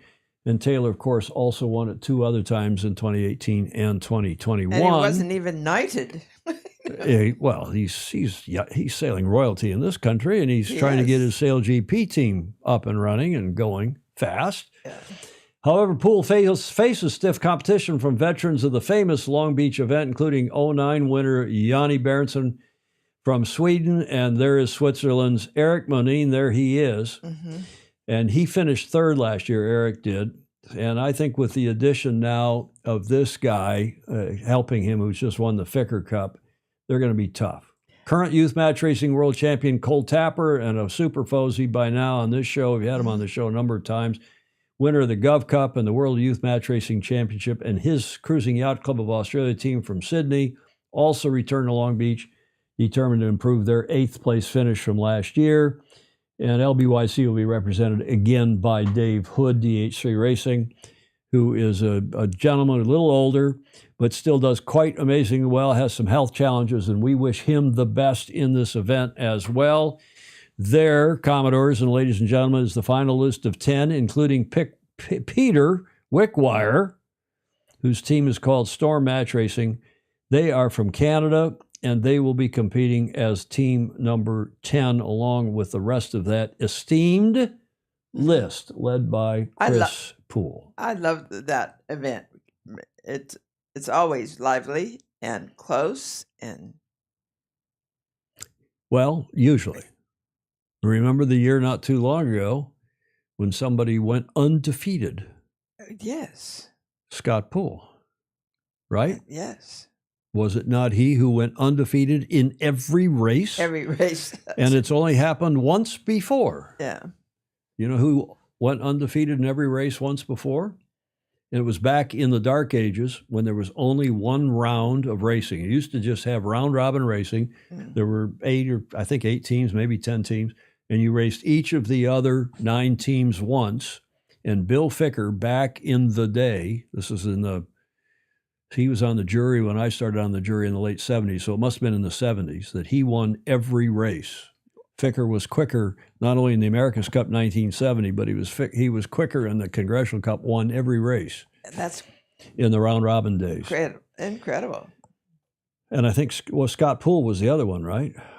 Not Scott Poole, Chris Poole. I got to stop. Thank you, Steve. Thank you very much. I told you all, I've coached a kid who was a good friend. His family were good friends, called Scott Poole in Ann Arbor, Michigan, talking about hockey as Dawn and I did at the top of the show. Chris Poole. Chris. I'll get it right. Yeah. Okay, so that's starting officially tomorrow. Practice racing today. It runs through Sunday the 4th, the 60th Congressional Cup. And then, Julia, on Monday, we have the 5th of May, which is the Cinco de Mayo. Yeah. Cinco de Mayo. And then we'll celebrate Cinco de Mayo on our Tuesday show, shall we? Absolutely. Here's the video. Big time. Fishtail, look how close Poole's getting. Dixon's in trouble. This year, we celebrate 60 years of world-class match racing at the iconic Congressional Cup, hosted by the Long Beach Yacht Club. Yeah, buddy, 2 in a row, baby. Best team in the world. It was such a huge honor to have my name on that trophy alongside some of the absolute legends of the sport. Obviously, the winner of the Congressional Cup wins the Crimson Blazer. Putting this jacket on last year was something I've dreamed about since I got into match racing.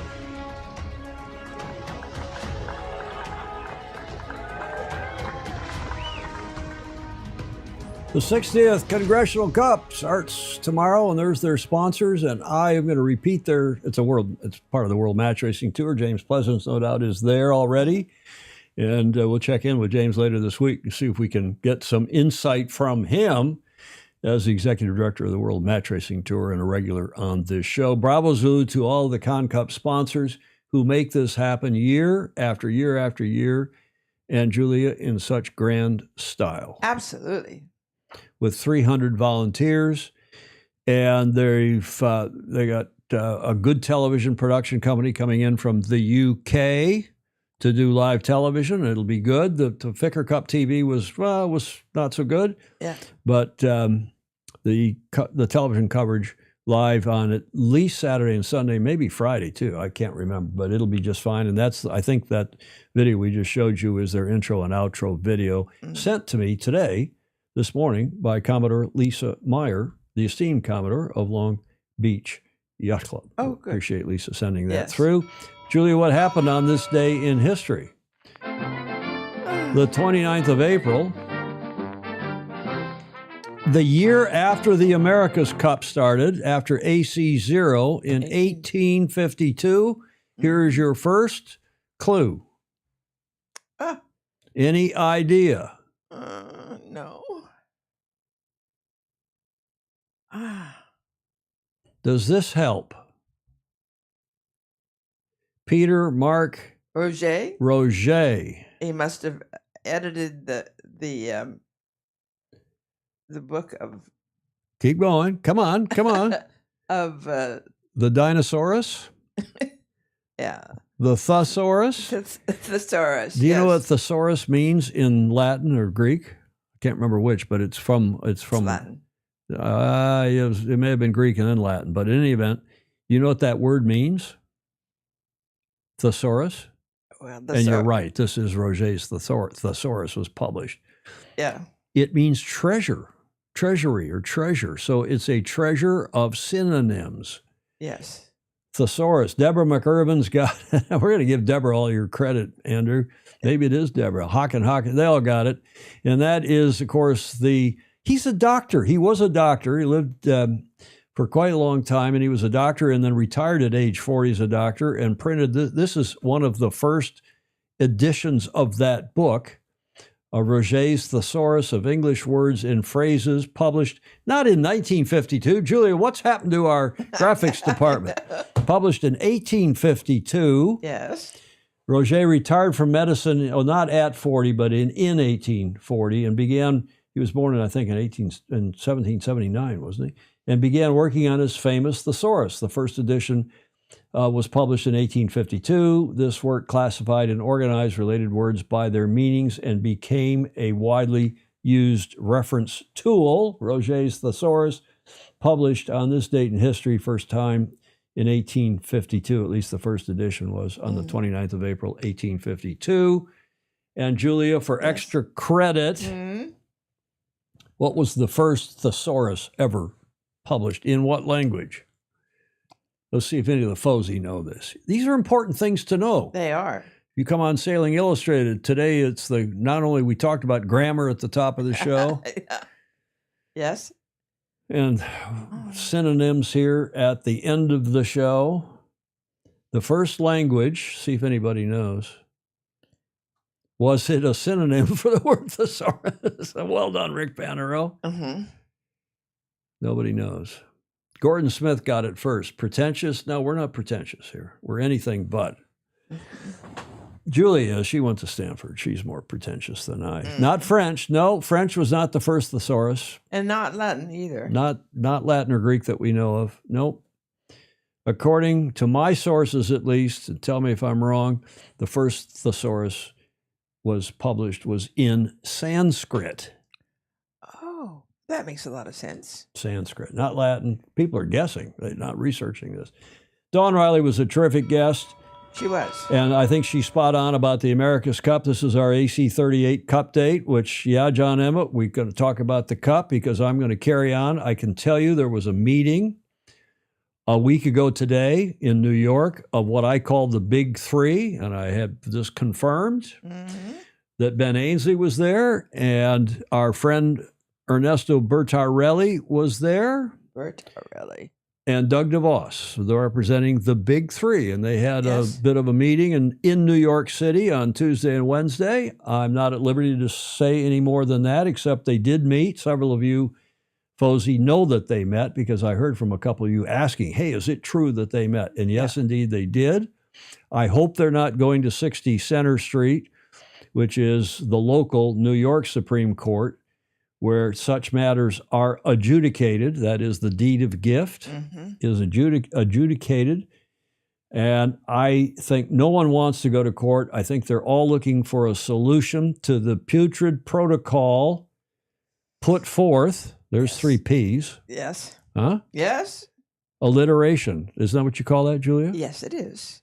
The putrid protocol promulgated. How's that? Oh, that's even good. a better word.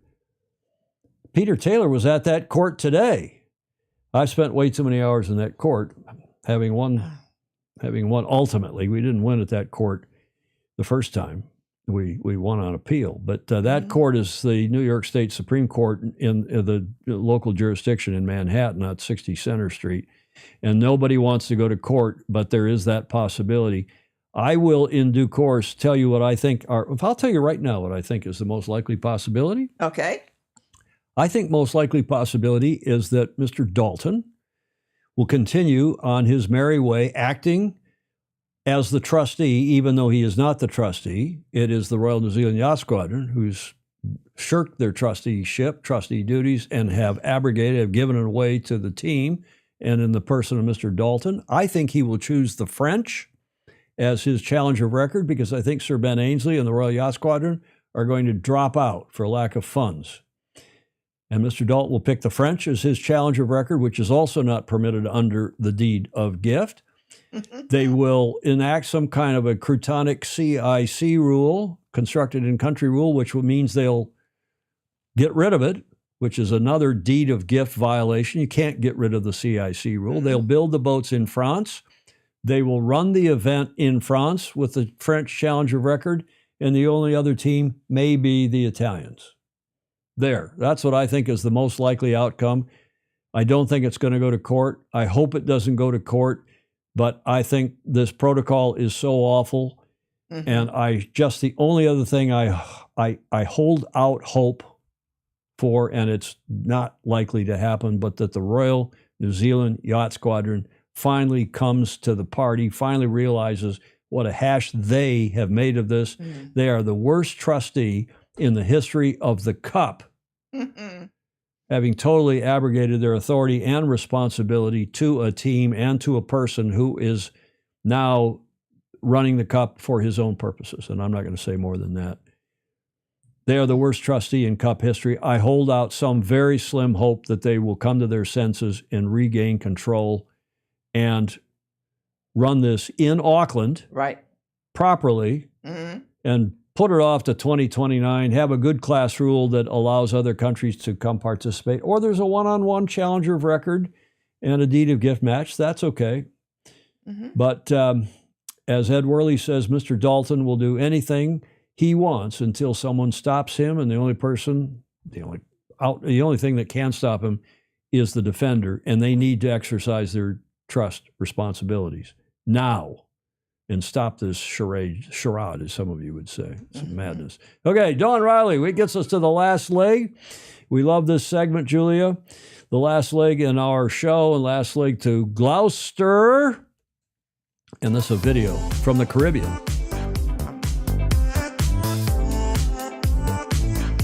Antigua. It's sunny, windy, wavy, beautiful. It is Antigua Sailing Week 2025.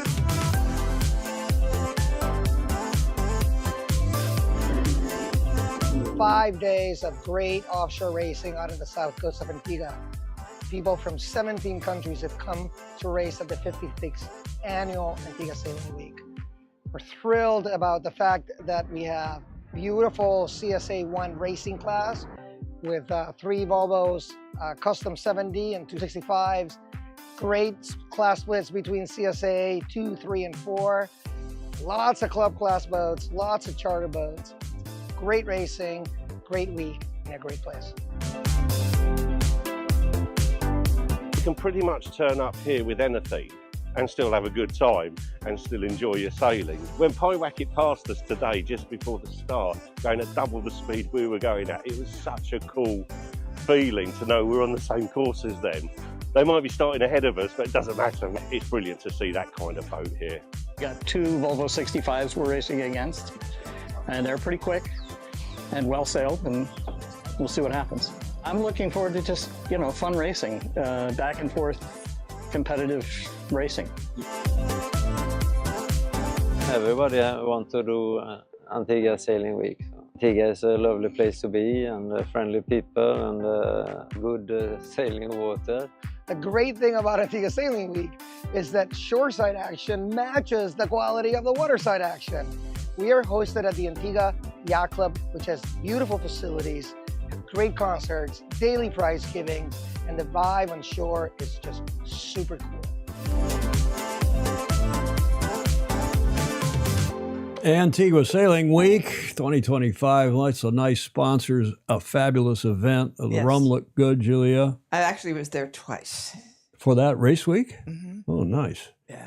Yep, good stuff. A lot of our foes who were there. Mr. Doctor is no longer known as Mr. Doctor. He's known as Debbie. Debbie does what?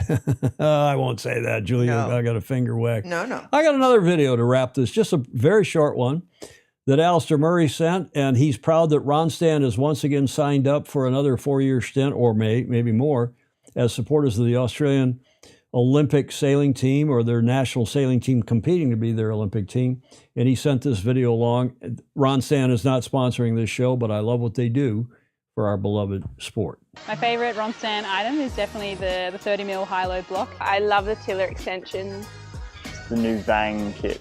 All the high-load stuff's really good. Probably the new Turbo kit. Their low friction rings, very good. The new Ronson Vang. High-load cunning blocks, that's for sure. The new Laser Vang.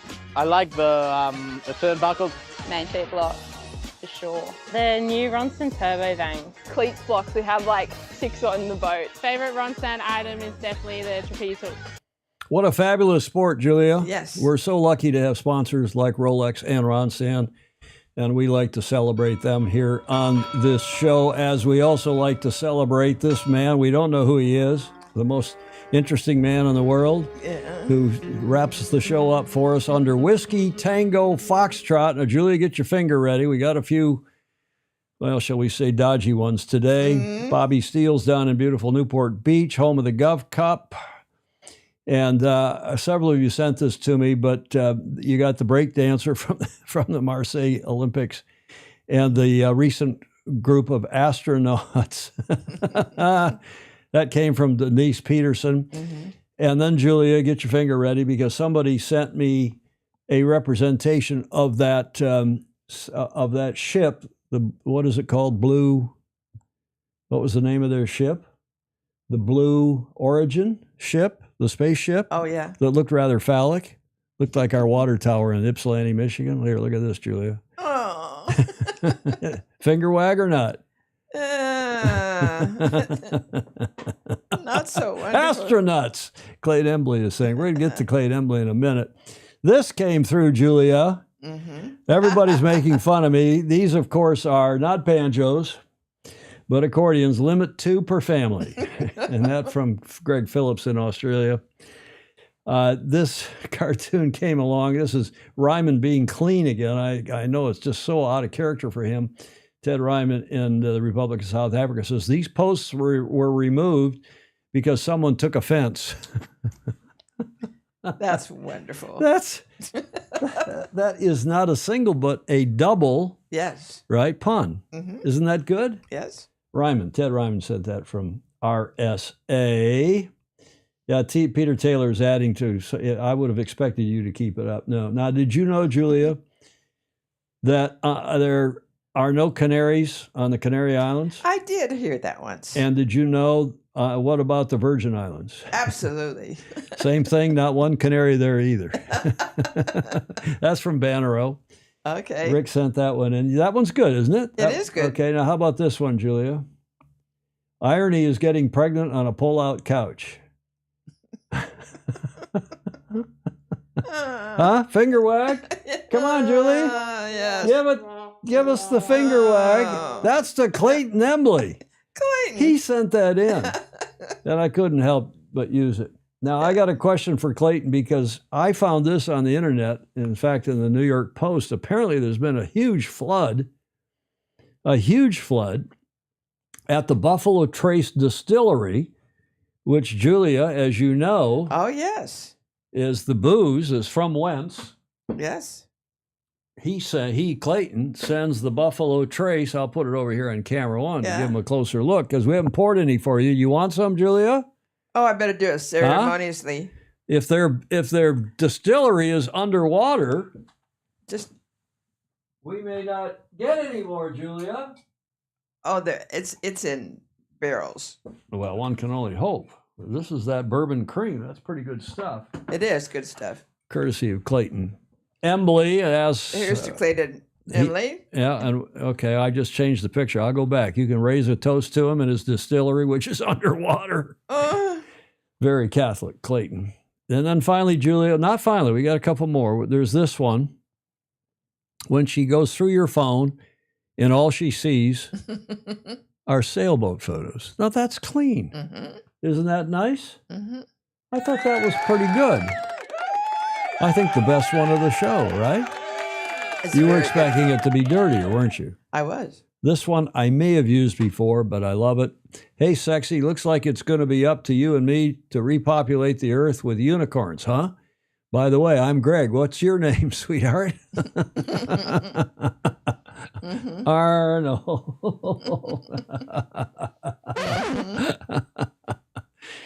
Boat porn. Hey, Julia's stash is safe, they're saying here. I hope it is. We've got another bottle of it. That one's pretty well empty now. Okay, Julia, we're not going to pie. That came from my daughter, Meg, who has a sense of humor, Julia. Yes, you she can see. does. Okay, this one's a little questionable as well. Hi there. Do you know me? I think you're the father of one of my kids. Uh-oh, are you the stripper from the bachelor party that I made love to on the pool table with all my buddies watching while your partner whipped my butt with wet celery? No, I'm your son's teacher. That's an old joke. It's old. It's an oldie but goodie, right? Yeah, yeah. That also came from Greg Phillips. We got to keep him in good humor.